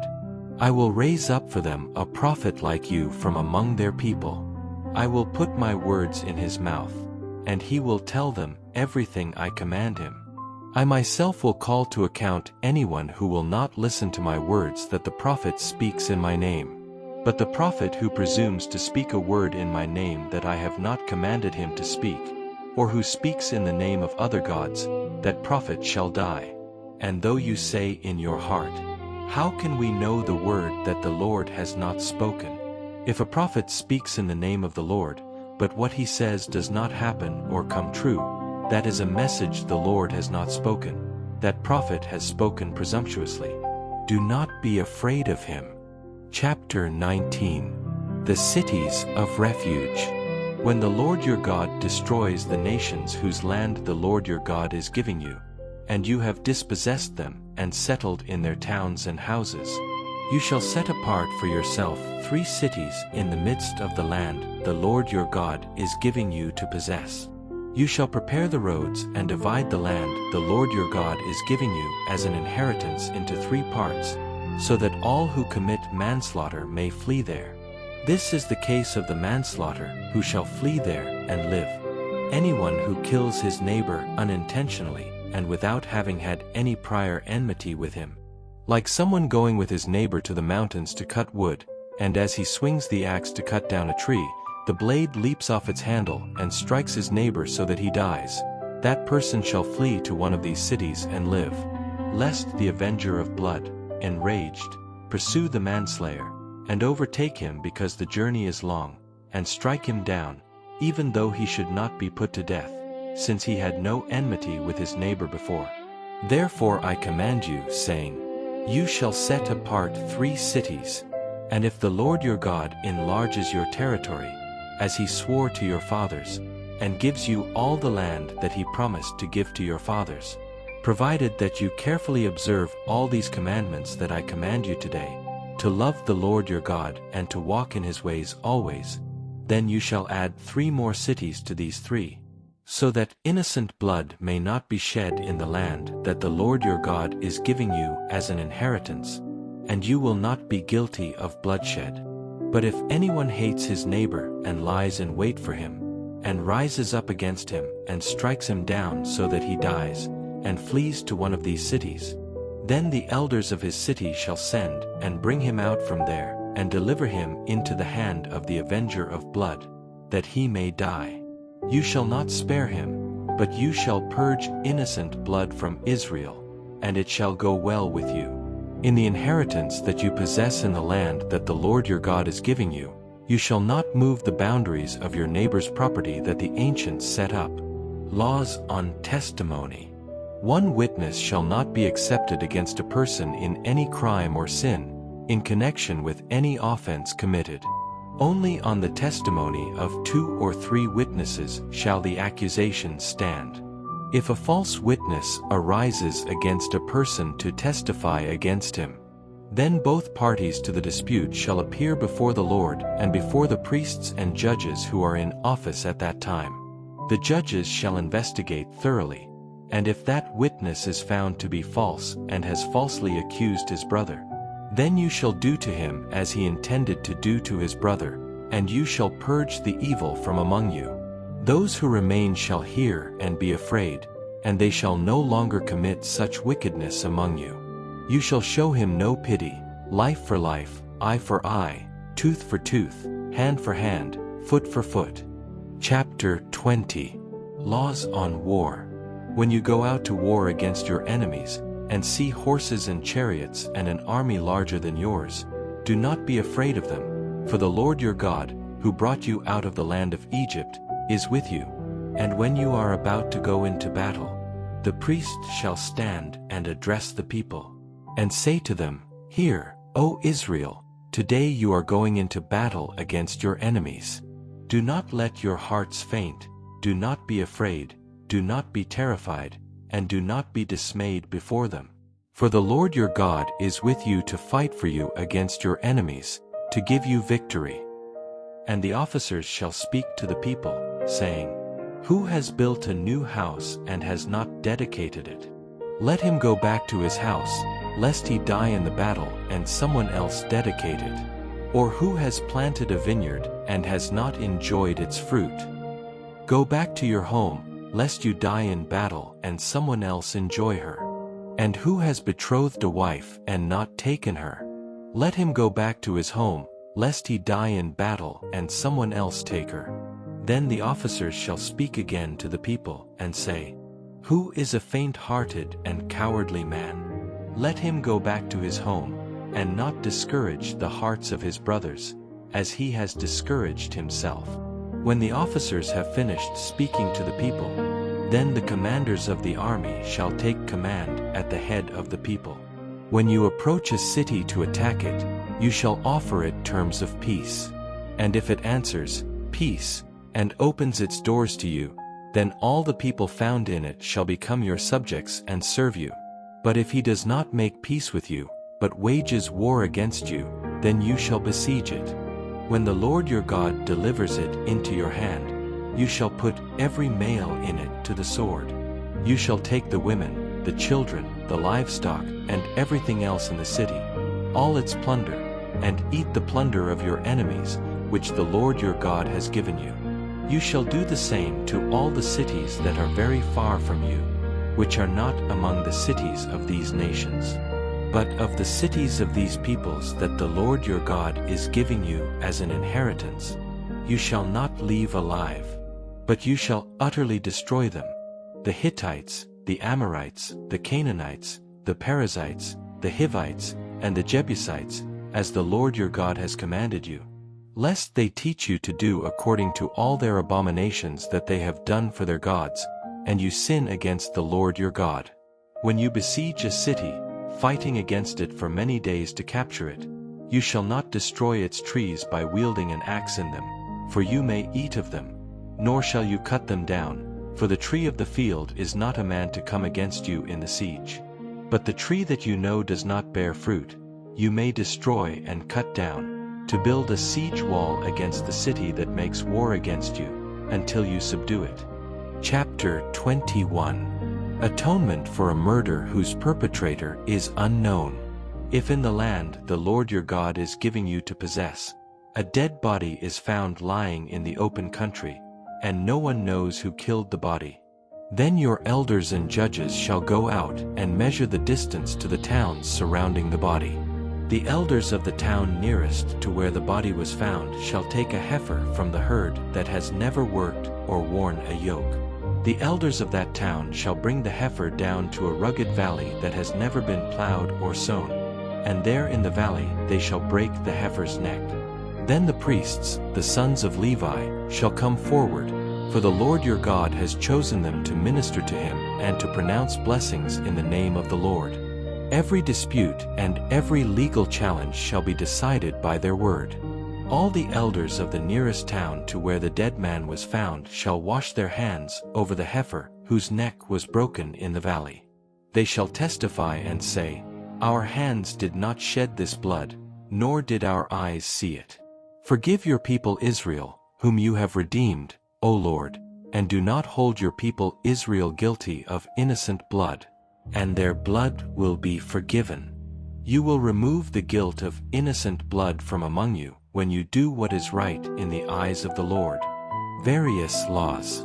When you go out to war against your enemies, and the Lord your God delivers them into your hand, and you take captives from them, and you see among the captives a beautiful woman, and you desire her and take her to be your wife, you shall bring her into your house. She shall shave her head and trim her nails, and remove the clothes she wore in captivity, and she shall remain in your house. She shall mourn for her father and mother for a whole month. After that, you may go into her and be her husband, and she shall be your wife. But if she does not please you, you shall set her free. You shall not sell her for money or treat her as a slave, because you have humiliated her. If a man has two wives, one loved and the other unloved, and both the loved and the unloved have borne him children, and the firstborn son is by the unloved wife, on the day he bequeaths his possessions to his sons, he may not give the birthright to the son of his beloved wife in preference to the son of his unloved wife, who is the firstborn. But he shall acknowledge the son of his unloved wife as the firstborn, to give him double what he gives to each of the others, for he is the beginning of his strength, and the birthright belongs to him. If a man has a stubborn and rebellious son who does not obey his father or mother, and even after they have disciplined him, he still does not listen to them, then his father and mother shall take him and bring him out to the elders of his town at the gate of the place where he lives. They shall say to the elders of his town, "This son of ours is stubborn and rebellious. He does not obey us. He is a glutton and a drunkard." Then all the men of his town shall stone him to death. So you shall purge the evil from among you, and all Israel shall hear and be afraid. If anyone has committed a crime worthy of death, and you put him to death and hang him on a tree, you shall not let his body remain on the tree overnight. You shall surely bury him the same day, for anyone who is hanged on a tree is cursed by God. You shall not defile your land, which the Lord your God is giving you as an inheritance. Chapter 22. If you see your brother's ox or lamb straying, do not withhold help from him, return it to your brother. If your brother is not your neighbor or you do not know him, take it into your house, and it will remain with you until your brother looks for it, and then return it to him. Do the same for his donkey, and do the same for his garment, and for anything else of your brother's that he loses and you find. Do not withhold help from him. If you see your brother's donkey or ox lying on the road, do not turn away from him. Help him lift it up. A woman must not wear men's clothing, nor a man wear women's clothing, for the Lord your God detests anyone who does this. If you come across a bird's nest in any tree or on the ground, with chicks or eggs, and the mother bird sitting on the chicks or eggs, do not take the mother bird with the young. Let the mother bird go, but take the young birds for yourself, so that it may go well with you and you may live long. When you build a new house, make a parapet around your roof so that you will not bring blood guilt on your house if anyone falls from it. Do not sow your vineyard with different kinds of seed, or you will perish both the seed you sow and the fruit of the vineyard. Do not plow with an ox and a donkey together. Do not wear clothing made of wool and linen together. Make tassels on the four corners of the garment you wear. Laws on chastity. If a man takes a wife and, after going into her, dislikes her, and accuses her of dishonest acts, saying, "I took this woman, and when I went into her, I did not find her a virgin," then the young woman's father and mother shall take the evidence of the young woman's virginity, and bring it to the elders of the city at the gate. The young woman's father shall say to the elders, "I gave my daughter to this man as a wife, and he dislikes her. And behold, he accuses her of dishonest acts, saying, I did not find your daughter a virgin. But here is the evidence of my daughter's virginity." Then they shall spread out the garment before the elders of the city. The elders of the city shall take the man and punish him.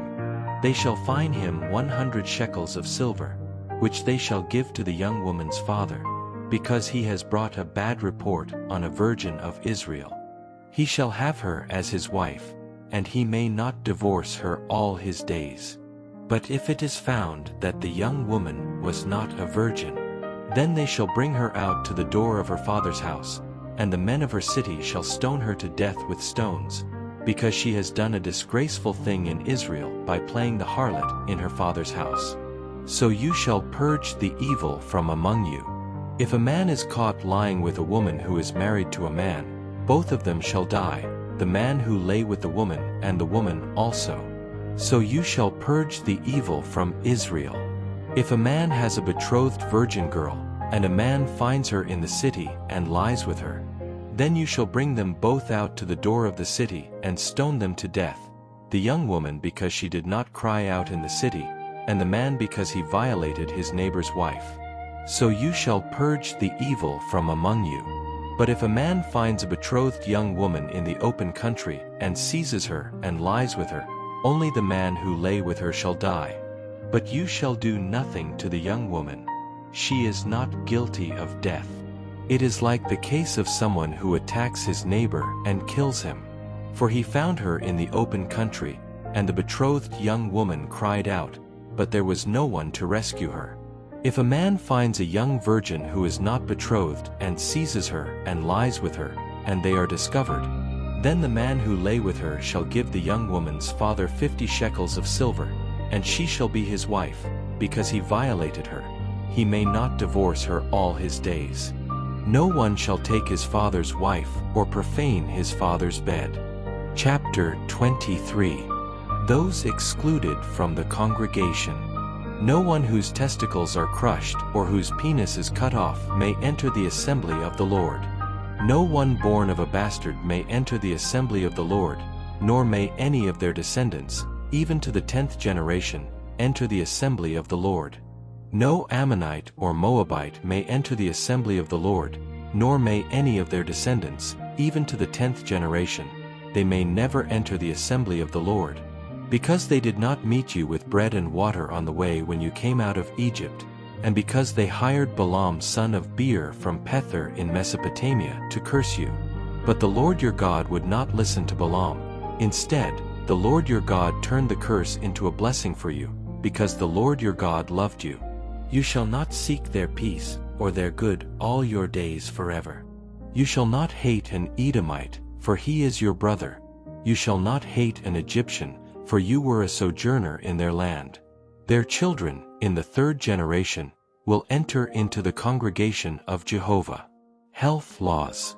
When you go out to battle against your enemies, you must keep yourself from every unclean thing. If there is anyone among you who is unclean because of an impurity that occurred during the night, he must go outside the camp and not enter it. But at night he must bathe with water, and at sunset he may come back into the camp. You must have a place outside the camp to which you go out. You must also have a tent peg among your weapons. When you are outside there, you must dig a hole with it and then cover up your excrement when you return. For the Lord your God walks in the midst of your camp to deliver you and to give your enemies over to you. Therefore your camp must be holy, so that he does not see anything unclean among you and turn away from you. Humanitarian laws. You shall not hand over to his master a slave who has run away from his master to you. He shall dwell with you, in your midst, in the place he chooses within any of your towns, wherever it pleases him. You shall not oppress him. There shall be no prostitute among the daughters of Israel, nor a male prostitute among the sons of Israel. You shall not bring the wages of a prostitute or the price of a dog into the house of the Lord your God for any vow, for both are an abomination to the Lord your God. You shall not charge interest on money or on food or on anything that is lent interest. You may charge interest on a stranger, but you shall not charge interest on your brother, so that the Lord your God may bless you in all the work of your hands in the land that you are going to possess. When you make a vow to the Lord your God, do not delay in fulfilling it, for the Lord your God will surely require it of you, and you would be guilty of sin. But if you refrain from making a vow, you will not sin. However, you must be careful to fulfill whatever you have vowed, as you promised the Lord your God, paying the free will offering you swore with your mouth. When you enter your neighbor's vineyard, you may eat your fill of grapes, but you must not put any in your basket. When you enter your neighbor's standing grain, you may pluck the heads of grain with your hand, but you must not use a sickle on your neighbor's standing grain. Chapter 24. When a man takes a wife and marries her, and it happens that she does not please him because he has found some indecency in her, he shall write her a certificate of divorce, put it in her hand, and send her out of his house. And when she has left his house, she may go and marry another man. But if the latter man detests her and writes her a certificate of divorce, puts it in her hand, and sends her out of his house, or if the latter man who took her as his wife dies, then her first husband, who divorced her, may not take her back to be his wife after she has been defiled. For that is an abomination before the Lord, and you shall not bring sin upon the land that the Lord your God is giving you as an inheritance. When a man is newly married, he shall not go out to war or be charged with any other duty. He shall be free at home for 1 year, to bring joy to the wife whom he has taken. You shall not take a millstone, whether upper or lower, as a pledge, for that would be taking a person's life as a pledge. If anyone is found to have stolen one of his fellow Israelites and enslaved or sold him, that thief shall be put to death, and you shall purge the evil from among you. As for the plague of leprosy, be careful to observe and do according to all that the Levitical priests teach you. Just as I have commanded them, so you shall be careful to do. Remember what the Lord your God did for Miriam on the way after you came out of Egypt. When you lend something to your neighbor, you shall not enter his house to take it as a pledge. You shall stand outside, and the person to whom you lent it shall bring out the pledge from you. If the person is poor, you shall not lie down with his pledge still in your possession. You shall surely return the pledge to him by sunset, so that he may sleep in his garment and bless you. This will be righteousness for you before the Lord your God. You shall not oppress a hired worker who is poor and needy, whether he is one of your fellow Israelites or a foreigner residing in your land within your towns. You shall pay him his wages on the day he is paid, before the sun goes down, because he is poor and depends on his wages for his livelihood. Otherwise, he may cry out to the Lord against you, and you will be guilty of sin. Parents shall not be put to death for their children, nor children put to death for their parents. Each will die for their own sin. You shall not withhold justice from the foreigner or the fatherless, nor take a widow's garment as a pledge. Remember that you were a slave in Egypt, and the Lord your God redeemed you from there. Therefore I command you to do these things. When you reap your harvest in your field, and forget a sheaf in the field, you shall not go back to gather it. It shall be for the foreigner, the fatherless, and the widow, so that the Lord your God may bless you in all the work of your hands. When you beat your olive trees, you shall not go over the branches you leave behind.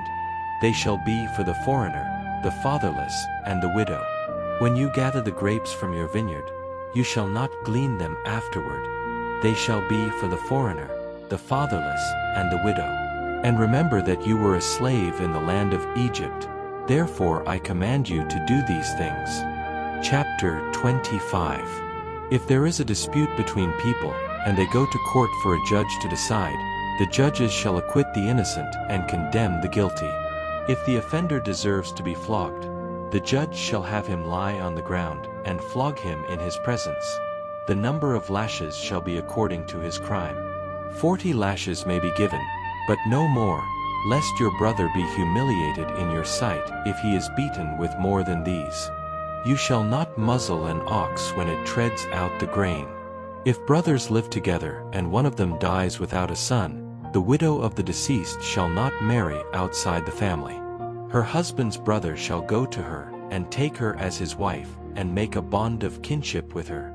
The firstborn son she bears shall carry on the name of his deceased brother, so that his name will not be blotted out of Israel. If the man refuses to marry his sister-in-law, then she shall go to the elders at the gate and say, My brother-in-law refuses to establish a name for his brother in Israel. He refuses to become my relative. Then the elders of his town shall summon him and speak to him. If he still refuses to marry her, then his sister-in-law shall come before him in the presence of the elders, take off his sandal, spit in his face, and declare, This is what shall be done to the man who refuses to build up his brother's house. And that place shall be called the house of the barefoot in Israel. If men are fighting with one another, and the wife of one of them comes to rescue her husband from the hand of the one who is attacking him, and she reaches out and seizes his private parts, then you shall cut off her hand. You shall not spare her. You shall not have in your bag a large weight and a small weight, nor shall you have in your house a large ephah and a small ephah. You shall have a precise and just weight. A perfect and just ephah you shall have, so that your days may be long in the land that the Lord your God is giving you. For whoever does these things, and whoever does unjustly, is an abomination to the Lord your God. Order to exterminate Amalek.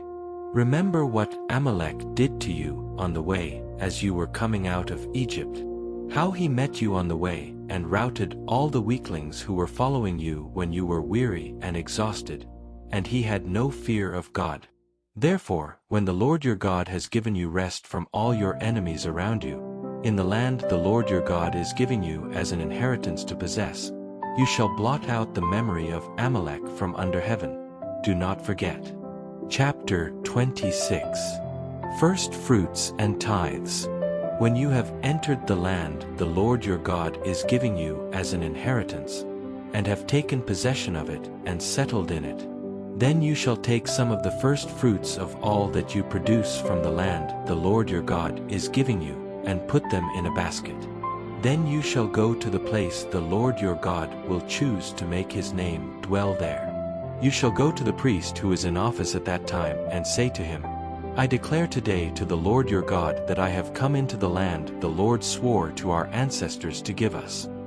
The priest shall take the basket from your hand and set it down before the altar of the Lord your God. Then you shall speak and say before the Lord your God, My father was an Aramean who was nearly destroyed. He went down to Egypt and lived there with few men, and there he increased and became a great, powerful, and numerous nation. The Egyptians mistreated us and afflicted us, and imposed harsh servitude on us.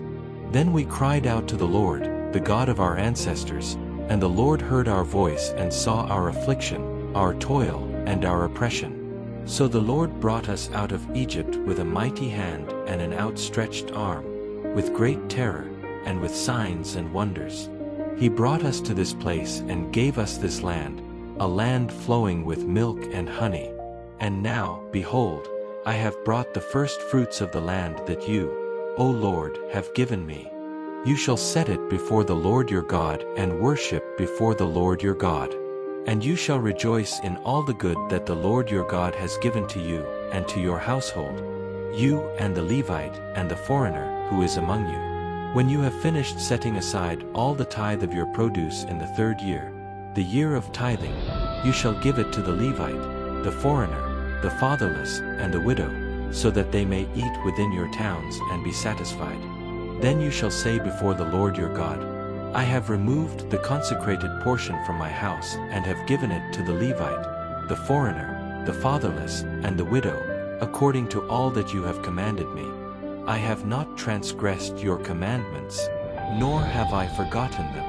I have not eaten any of it while mourning, nor have I spent any of it while unclean, nor have I offered any of it to the dead. I have obeyed the voice of the Lord my God. I have done according to all that you have commanded me.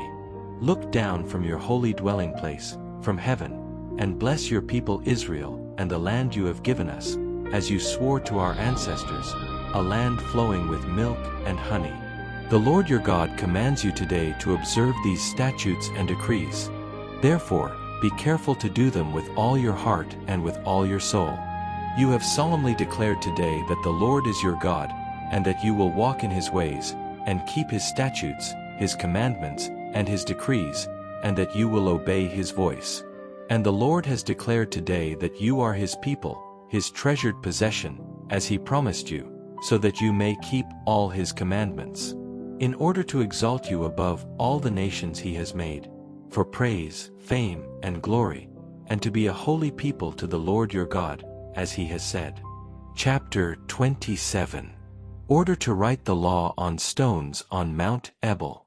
Moses and the elders of Israel commanded the people, saying, You shall keep all the commandments that I am commanding you today.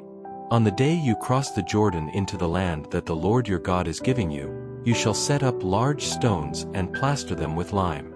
You shall write on them all the words of this law, when you have crossed over to enter the land that the Lord your God is giving you, a land flowing with milk and honey, as the Lord, the God of your ancestors, promised you. When you have crossed the Jordan, you shall set up these stones that I am commanding you today on Mount Ebal and plaster them with lime. There you shall build an altar to the Lord your God, an altar of stones. You shall not use any iron tool on them.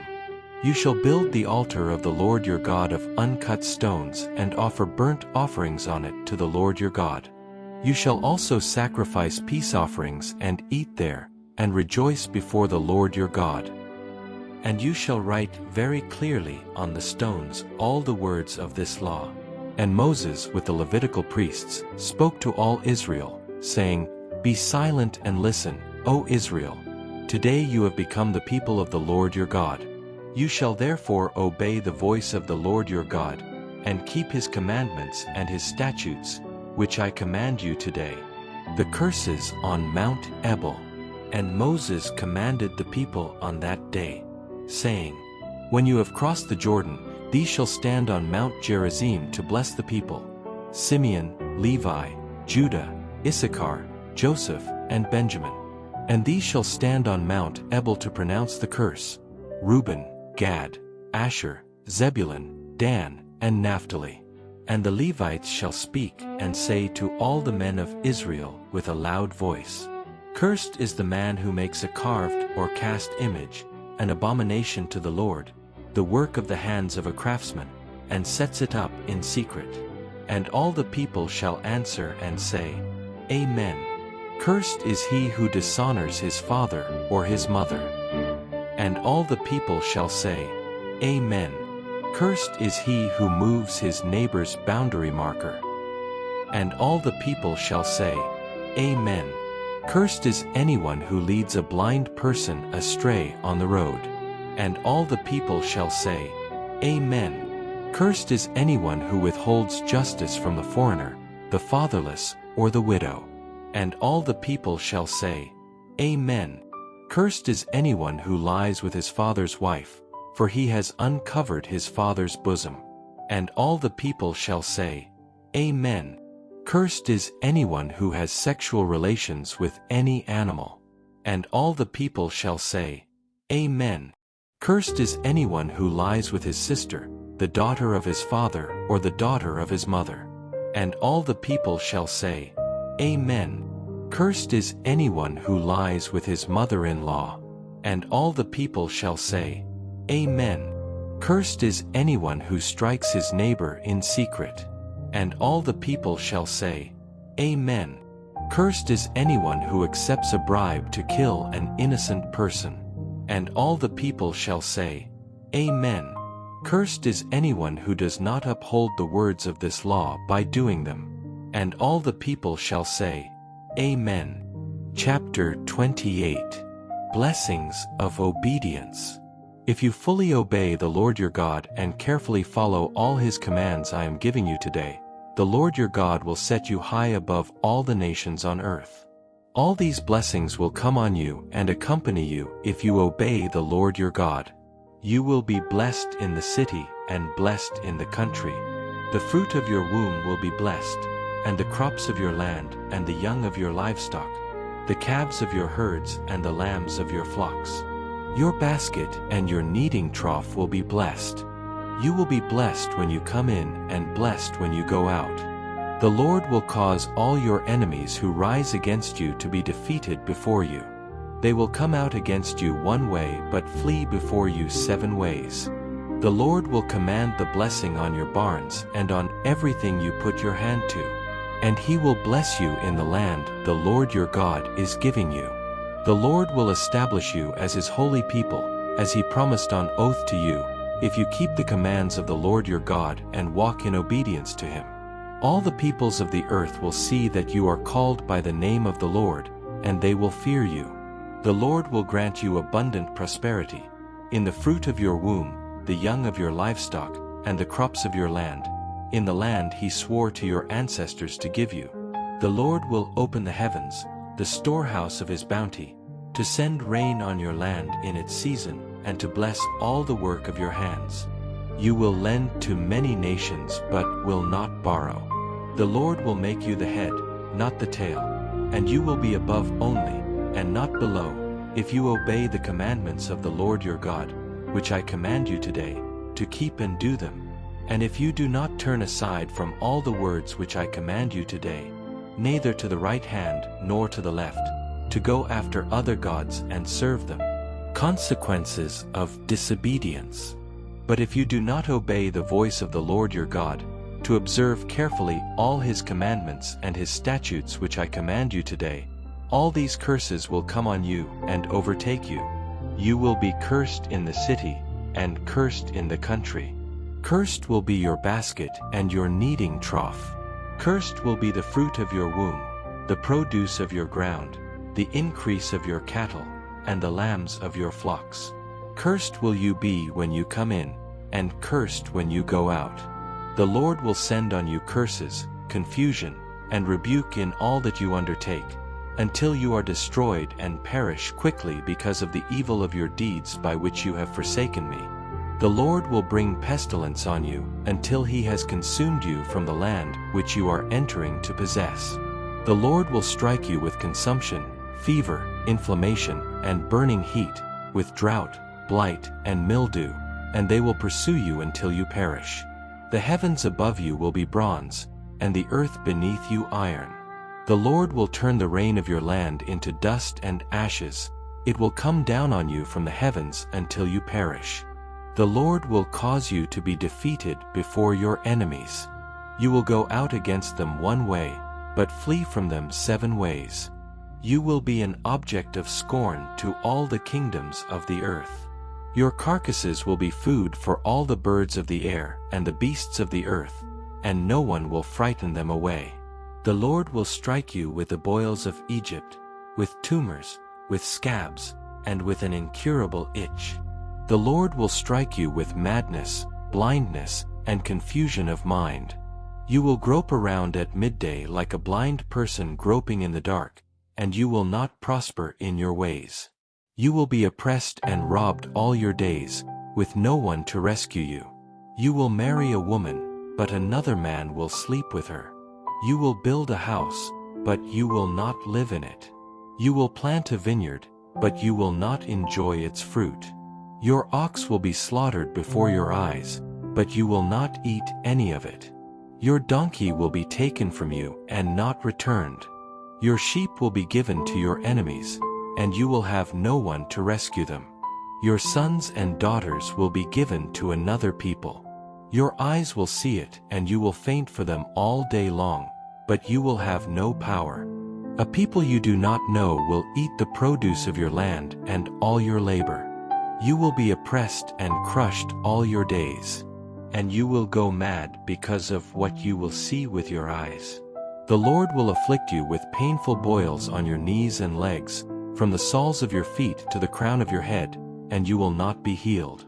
The Lord will drive you and the king you set over you to a nation neither you nor your ancestors have known, and there you will serve other gods, gods of wood and stone. You will become a horror, a proverb, and a byword among all the peoples to whom the Lord will drive you.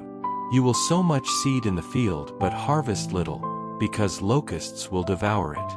You will plant vineyards and cultivate them, but you will not drink the wine or gather the grapes, because worms will eat them. You will have olive trees throughout your territory, but you will not anoint yourself with the oil, because the olives will fall off.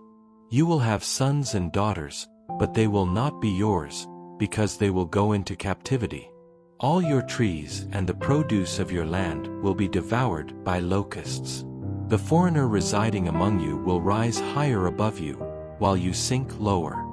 He will lend to you, but you will not lend to him. He will be the head, and you will be the tail. All these curses will come on you, pursue you, and overtake you until you are destroyed, because you did not obey the Lord your God by keeping his commands and decrees that he gave you. They will be a sign and a wonder on you and your descendants forever. Because you did not serve the Lord your God with joy and gladness of heart, for the abundance of all things. Therefore you will serve your enemies whom the Lord will send against you, in hunger and thirst, in nakedness and in need of everything. He will put an iron yoke on your neck until he has destroyed you. The Lord will bring against you a nation from afar, from the ends of the earth, like an eagle flying, a nation whose language you will not understand. A fierce-faced nation that will have no respect for the elderly nor pity the young. They will eat up the offspring of your livestock and the produce of your land until you are destroyed. They will leave you no grain, no new wine, no oil, no calves of your herds, nor the lambs of your flocks, until they have destroyed you. He will besiege all your cities until your high and fortified walls, in which you trust, fall down throughout your land. He will besiege all your cities and all the land the Lord your God has given you. You will eat the fruit of your womb, the flesh of your sons and daughters whom the Lord your God has given you, during the siege and the distress with which your enemy will afflict you. The tender and delicate man among you, who would not dare to set the sole of her foot upon the ground, for she is so delicate and tender, will look with envy upon her husband, her son, her daughter, the newborn from between her feet, and the children she bears. For she will eat them secretly, for she will be starved of everything during the siege and the distress with which your enemy will oppress you in all your cities. If you do not carefully observe all the words of this law that are written in this book, fearing this glorious and awesome name, the Lord your God, then the Lord will inflict on you and your descendants extraordinary plagues, severe and lasting plagues, and debilitating and lingering sicknesses. He will bring on you all the diseases of Egypt, which you dreaded, and they will not leave you. The Lord will also inflict on you every sickness and every plague not written in this book of the law, until you are destroyed. You will be left few in number, instead of being as numerous as the stars in the sky, because you did not obey the Lord your God. Just as the Lord delighted in doing you good and multiplying you, so the Lord will delight in ruining and destroying you. You will be uprooted from the land you are entering to possess. The Lord will scatter you among all nations, from one end of the earth to the other. There you will serve other gods, gods of wood and stone, which neither you nor your ancestors have known. Among those nations you will find no rest, no resting place for the sole of your foot. There the Lord will give you a fearful heart, failing eyes, and anguish of soul. Your life will hang in doubt before you. Night and day you will be in terror, never to be assured of your life. In the morning you will say, "If only it were evening," and in the evening you will say, "If only it were morning," because of the terror in your heart and the sights your eyes will see. The Lord will bring you back to Egypt in ships, by the way he said you would never go again. There you will be sold to your enemies as male and female slaves, but no one will buy you. Chapter 29. Jehovah's Covenant with Israel in Moab. These are the words of the covenant that the Lord commanded Moses to make with the Israelites in the land of Moab, in addition to the covenant he made with them at Horeb. So Moses summoned all Israel and said to them, "You yourselves have seen all that the Lord did before your eyes in the land of Egypt to Pharaoh and all his officials and to all his land, the great trials that your eyes saw, the signs and the great wonders. But to this day the Lord has not given you a heart to understand, eyes to see, or ears to hear. I have led you 40 years in the wilderness. Your clothes have not worn out on you, and your sandals have not worn out on your feet. You have eaten no bread, and you have not drunk wine or other fermented drink, so that you may know that I am the Lord your God. When you arrived at this place, Sihon king of Heshbon and Og king of Bashan came out against us to fight, and we defeated them. We took their land and gave it as an inheritance to Reuben, Gad, and the half-tribe of Manasseh. Therefore, keep the words of this covenant and do them, so that you may prosper in all that you do. Today you are all standing before the Lord your God, the heads of your tribes, your elders, your officers, all the men of Israel, your little ones, your wives, and the foreigners residing in your camp, from the one who cuts your wood to the one who draws your water, so that you may enter into the covenant of the Lord your God, and into his oath, which the Lord your God makes with you today, to establish you today as his people, and to be your God, as he has promised you, and as he swore to your fathers Abraham, Isaac, and Jacob. I make this covenant and this oath not only with you, but also with those who are standing here with us today before the Lord our God, and with those who are not here with us today. For you know how we lived in the land of Egypt, and how we passed through the midst of the nations through which you passed. And you have seen their abominations and their idols of wood and stone, of silver and gold, which they have with them. Beware lest there be among you a man or woman or family or tribe whose heart turns away today from the Lord our God to go and serve the gods of those nations. Lest there be among you a root bearing bitter fruit and wormwood. And it shall happen that when he hears the words of this curse, he blesses himself in his heart, saying, I shall have peace, even though I walk in the stubbornness of my heart, so that by drunkenness he may quench his thirst. The Lord will not be willing to forgive him, but then the anger of the Lord and his jealousy will smoke against that man, and every curse written in this book will rest on him, and the Lord will blot out his name from under heaven. The Lord will separate him from all the tribes of Israel for evil, according to all the curses of the covenant written in this book of the law. And future generations, your children who rise up after you, and the foreigner who comes from afar, will say, when they see the plagues of that land and the diseases with which the Lord has afflicted it, scorched and brimstone, its whole land scorched, sown and unplanted, with no vegetation growing in it, like the destruction of Sodom and Gomorrah, Admah and Zeboim, which the Lord overthrew in his fierce anger and wrath. Moreover, all the nations will ask, why has the Lord done this to this land? What is the meaning of this fierce and great anger?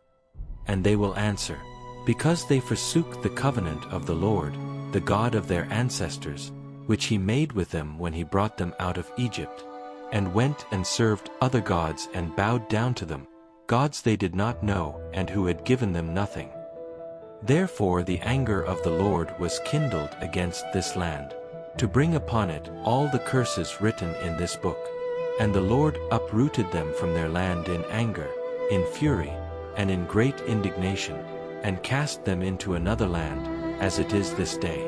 The secret things belong to the Lord our God, but the things revealed belong to us and to our children forever, that we may follow all the words of this law. Chapter 30. Conditions for restoration and blessing. When all these things have come upon you, the blessing and the curse I have set before you, and you repent among all the nations where the Lord your God has scattered you, and you and your children return to the Lord your God, and obey him with all your heart and soul, according to all that I command you today, then the Lord will restore your fortunes and have compassion on you. He will gather you again from all the nations where he has scattered you. Even if you have been scattered to the farthest parts of the earth under the heavens, from there the Lord your God will gather you and bring you back. The Lord your God will bring you back to the land your ancestors inherited, and it will be yours to possess. He will make you more prosperous and numerous than your ancestors. The Lord your God will circumcise your heart and the heart of your descendants, so that you may love the Lord your God with all your heart and with all your soul, and live. The Lord your God will put all these curses on your enemies and on those who hate you and persecute you. You will again obey the Lord and keep all his commands I am giving you today. The Lord your God will make you abound in all the work of your hands, in the fruit of your womb, the young of your livestock, and the crops of your land. For the Lord will again rejoice over you as he rejoiced over your ancestors, when you obey the Lord your God and keep his commands and decrees written in this book of the law, and when you turn to the Lord your God with all your heart and with all your soul. For this commandment that I command you today is not too difficult for you, nor is it far away. It is not in heaven, so that you have to say, who will ascend into heaven for us and get it for us, so that we may hear it and obey it? nor is it beyond the sea, so that you have to say, "Who will cross the sea for us and get it for us, so that we may hear it and obey it?" No, the word is very near you. It is in your mouth and in your heart, so that you may obey it. See, I have set before you today life and good, death and evil. For I command you today to love the Lord your God, to walk in his ways, and to keep his commandments, his statutes, and his decrees, so that you may live and increase, and the Lord your God may bless you in the land that you are entering to possess. But if your heart turns away, and you do not listen, and if you are drawn away to worship other gods and serve them, I declare to you today that you will certainly perish. You will not live long in the land you are crossing the Jordan to possess. I call heaven and earth to witness against you today that I have set before your life and death, blessings and curses. Therefore, choose life, so that you and your descendants may live, loving the Lord your God, obeying his voice, and holding fast to him. For the Lord is your life and will give you many years, so that you may live in the land the Lord swore to give to your ancestors, to Abraham, Isaac, and Jacob. Chapter 31. Joshua is installed as Moses' successor. So Moses went and spoke these words to all Israel. He said to them, "I am now years old. I am no longer able to go out and come in.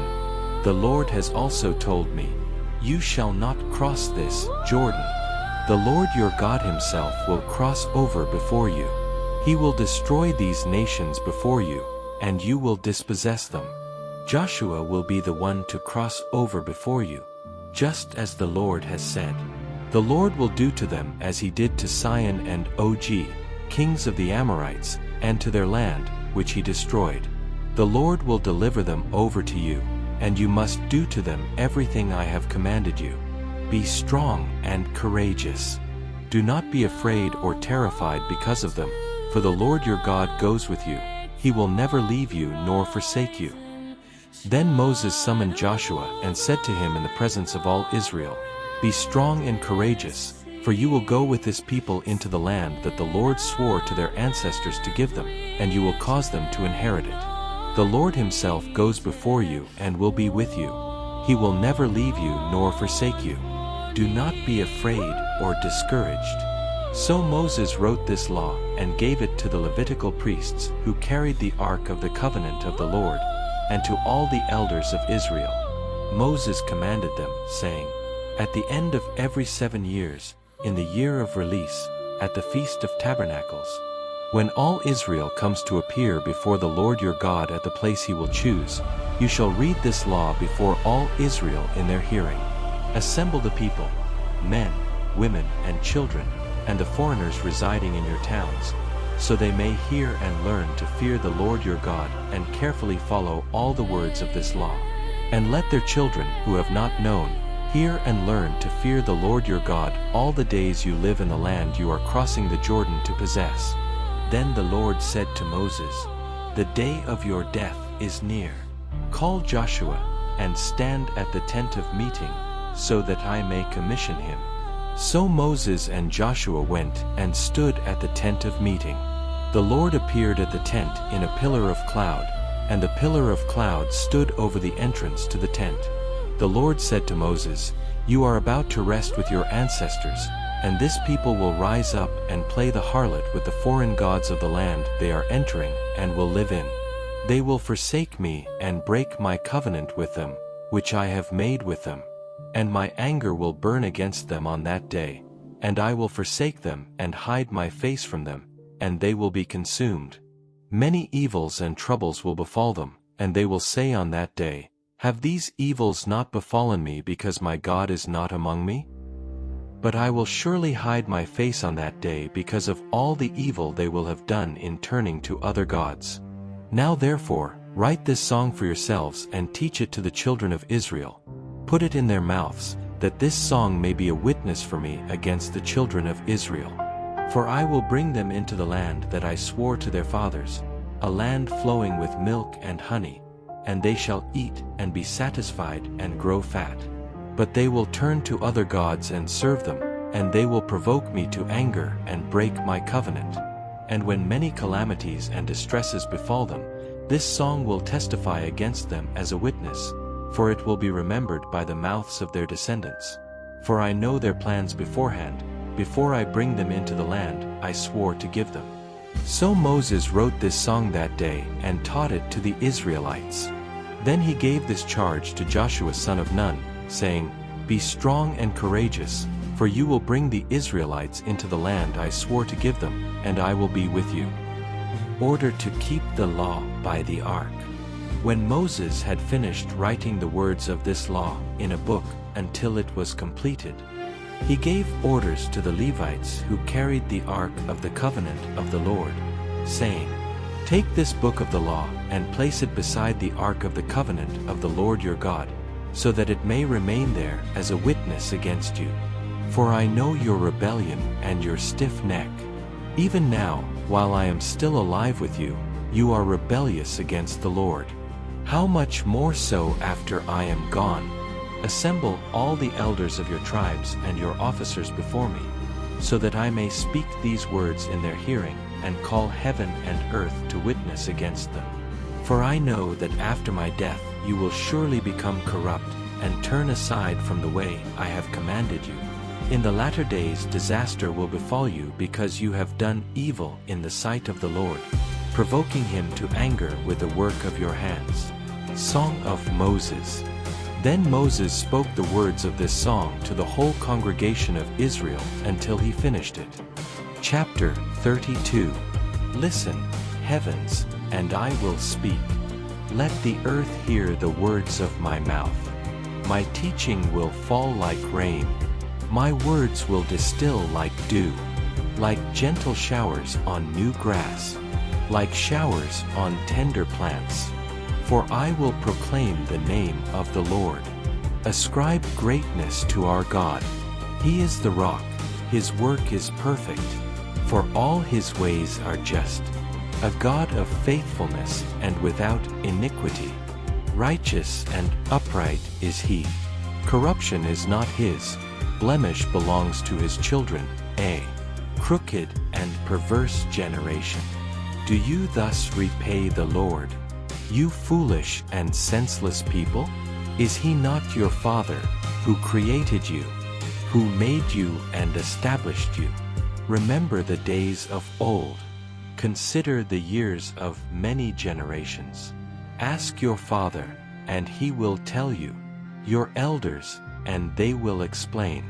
When the Most High gave the nations their inheritance, when he divided up mankind, he set the boundaries of the peoples, according to the number of the Israelites.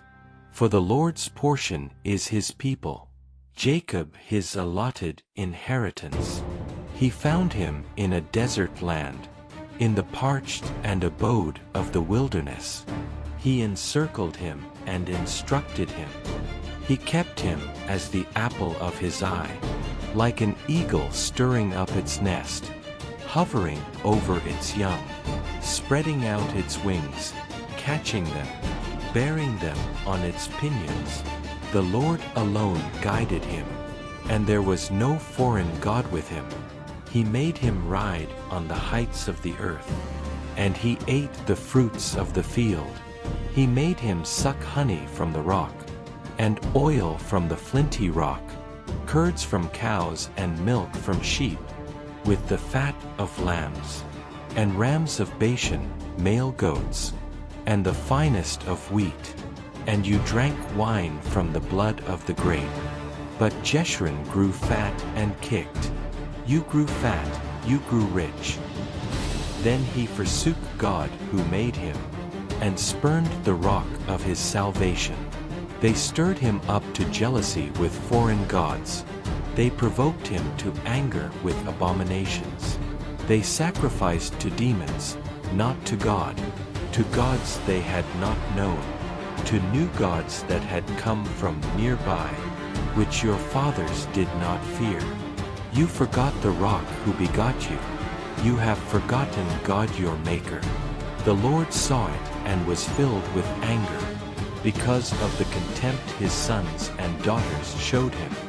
He said, I will hide my face from them, and see what their end will be. For they are a perverse generation, faithless children. They made me jealous with what is not God. They provoked me to anger with their idols. So I will make them jealous with those who are not a people. I will provoke them to anger with a foolish nation. For a fire is kindled in my anger. It burns to the depths of Sheol. It devours the earth and its produce, and sets on fire the foundations of the mountains. I will heap disasters on them, and use my arrows against them. They will be consumed by famine and eaten by burning fever, and bitter pestilence. I will send the teeth of wild beasts against them, with the venom of the earth's serpents. Outside, the sword will destroy, and within the chambers, terror will strike. Both young man and maiden, infant and gray-haired man.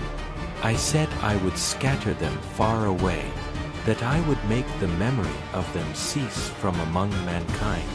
Had I not feared the provocation of the enemy, lest their adversaries should boast, lest they should say, Our mighty hand has done all this, and not the Lord. For they are a nation without counsel, and there is no understanding in them. Oh, that they were wise, that they would understand this, and know the end that awaits them. How could one chase 1,000, and two put 10,000 to flight, unless their rock had sold them, and the Lord had given them up? For their rock is not like our rock, and even our enemies are their judges. For their vine is of the vine of Sodom, and of the fields of Gomorrah. Their grapes are grapes of poison, their clusters are bitter. Their wine is the poison of serpents, and the cruel venom of asps. Do I not have these things laid up with me, sealed up in my treasuries? Vengeance is mine, and recompense. In due time their foot shall slip, for the day of their calamity is at hand, and their doom comes swiftly. For the Lord will judge his people, and for the sake of his servants he will have compassion. When he sees that their strength is gone, and that there is neither slave nor free left, he will say, Where are their gods, the rock in which they took refuge, who ate the fat of their sacrifices, and drank the wine of their drink offerings? Let them arise to help you, and defend you. See now that I, even I, am he, and there is no God beside me. I kill and I make alive. I wound and I heal, and there is none who can deliver out of my hand. For I lift up my hand to heaven, and say, I live forever. If I sharpen my gleaming sword, and take hold of judgment, I will take vengeance on my enemies, and repay those who hate me. I will make my arrows drunk with blood, and my sword will devour flesh, with the blood of the slain and the captives, with the long-haired heads of the enemy. Praise his people, you nations, for he will avenge the blood of his servants, and take vengeance on his enemies. He will make atonement for the land of his people. Then Moses came and recited all the words of this song in the hearing of the people, he and Joshua son of Nun. When Moses had finished reciting all these words to all Israel, he said to them, Take to heart all the words that I have declared to you today, and command your children to be careful to obey all the words of this law. For this is not a vain thing for you. It is your life, and by this law you will prolong your days in the land that you are crossing the Jordan to possess. Moses is allowed to view the land of Canaan. The Lord spoke to Moses that same day, saying, Go up to this mountain of Abarim, to Mount Nebo, which is in the land of Moab, across from Jericho. and see the land of Canaan, which I am giving to the Israelites as their inheritance. Die on the mountain you are going up to, and be gathered to your people, just as your brother Aaron died on Mount Hor and was gathered to his people. For you sinned against me among the Israelites at the waters of Meribah Kadesh in the desert of Zin, because you did not honor me as holy among them. You shall see the land before you, but you shall not go into the land I am giving to the Israelites. Chapter 33. Moses blesses the 12 tribes of Israel. This is the blessing with which Moses, the man of God, blessed the Israelites before his death. He said, "The Lord came from Sinai, and dawned on them from Seir. He shone forth from Mount Paran, and came from the 10,000s of holy ones, with the law of fire in his right hand. Yet he loved his people. All his holy ones were in his hand. Therefore they followed in your steps, receiving instruction from you, when Moses commanded us a law, as an inheritance for the congregation of Jacob. He was king in Jeshurun, when the leaders of the people were assembled, with the tribes of Israel. Let Reuben live and not die, and let his men not be few." And this is the blessing he pronounced for Judah. "Hear, O Lord, the voice of Judah, and bring him to his people. Let his hands be sufficient for him, and be his help against his enemies." Of Levi he said, "Let your Thummim and your Urim belong to your faithful servant, whom you tested at Massah, with whom you contended at the waters of Meribah, who said of his father and mother, 'I have never seen them,' and did not acknowledge his brothers, or recognize his children. Yet they have kept your word, and fulfilled your covenant. They shall teach your judgments to Jacob, and your law to Israel. They shall offer incense before you, and burnt offerings on your altar. Bless, O Lord, all their work, and accept the work of their hands. Strike the loins of their enemies, and foes so that they may never rise again." Of Benjamin he said, "The one the Lord loves will dwell securely near him. He will cover him always, and he will abide between his shoulders." To Joseph he said, "May the Lord bless your land, with the best of heaven, with the dew, and with the deep that lies beneath, with the choice fruits of the sun, with the rich produce of the moon, with the finest fruit of the ancient mountains, with the abundance of the everlasting hills, and with the best gifts of the earth and its fullness. And may the favor of him who dwelt in the burning bush come upon the head of Joseph, and upon the brow of him who is prince among his brothers. His glory is like the firstborn of his bull, and his horns are like the horns of a wild ox. With them he will gore the nations together to the ends of the earth. They are the 10,000s of Ephraim, and they are the thousands of Manasseh.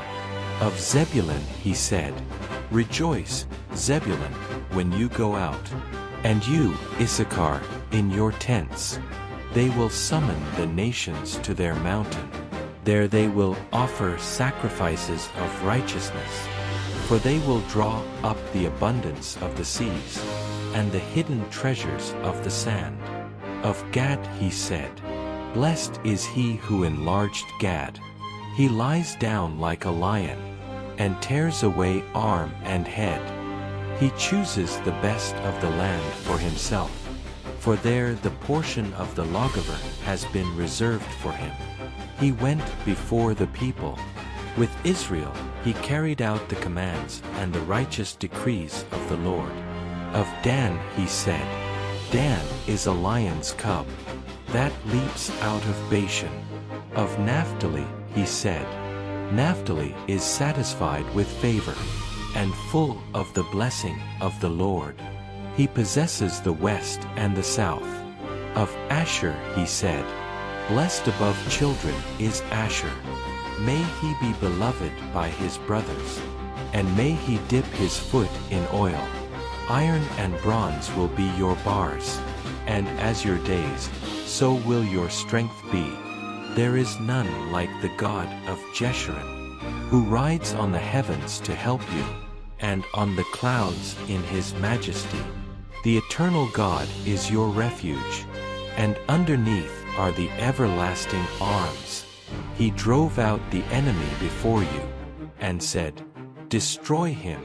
So Israel will dwell securely, the fountain of Jacob will dwell alone, in a land of grain and new wine.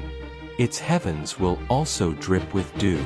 Blessed are you, O Israel, who is like you, a people saved by the Lord, the shield of your help, and the sword of your triumph. So your enemies will be humbled, and you will tread on their high places." Chapter 34. Death and Burial of Moses.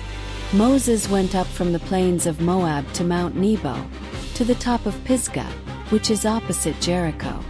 And the Lord showed him all the land of Gilead as far as Dan, all of Naphtali, the land of Ephraim and Manasseh, all the land of Judah as far as the western sea, the Negev, the plain, the valley of Jericho, the city of palm trees as far as Zor. And the Lord said to him, "This is the land of which I swore to Abraham, to Isaac, and to Jacob, saying, 'To your descendants I will give it.' I have let you see it with your eyes, but you shall not cross over there." So Moses, the servant of the Lord, died there in the land of Moab, according to the word of the Lord. And he buried him in the valley in the land of Moab, opposite Bethpor. But no one knows his burial place to this day. Moses was 120 years old when he died. His eyes were not dim, nor did his natural vigor abate. The Israelites wept for Moses in the plains of Moab for 30 days. And so the days of weeping and mourning for Moses were completed. Now Joshua son of Nun was filled with the spirit of wisdom, because Moses had laid his hands on him. And the Israelites obeyed him and did as the Lord had commanded Moses. Since then, there has not arisen a prophet in Israel like Moses, whom the Lord knew face to face. There was no one like him in all the signs and wonders the Lord sent him to do in the land of Egypt, to Pharaoh and all his servants and all his land, and in the great power and awesome deeds Moses performed in the sight of all Israel. Scan the QR code and support our ministry through your purchases from our Amazon affiliate store. Every product is carefully chosen to help you grow in faith and share God's love, and each purchase directly fuels our mission to spread hope and salvation. Thank you for your generosity and partnership.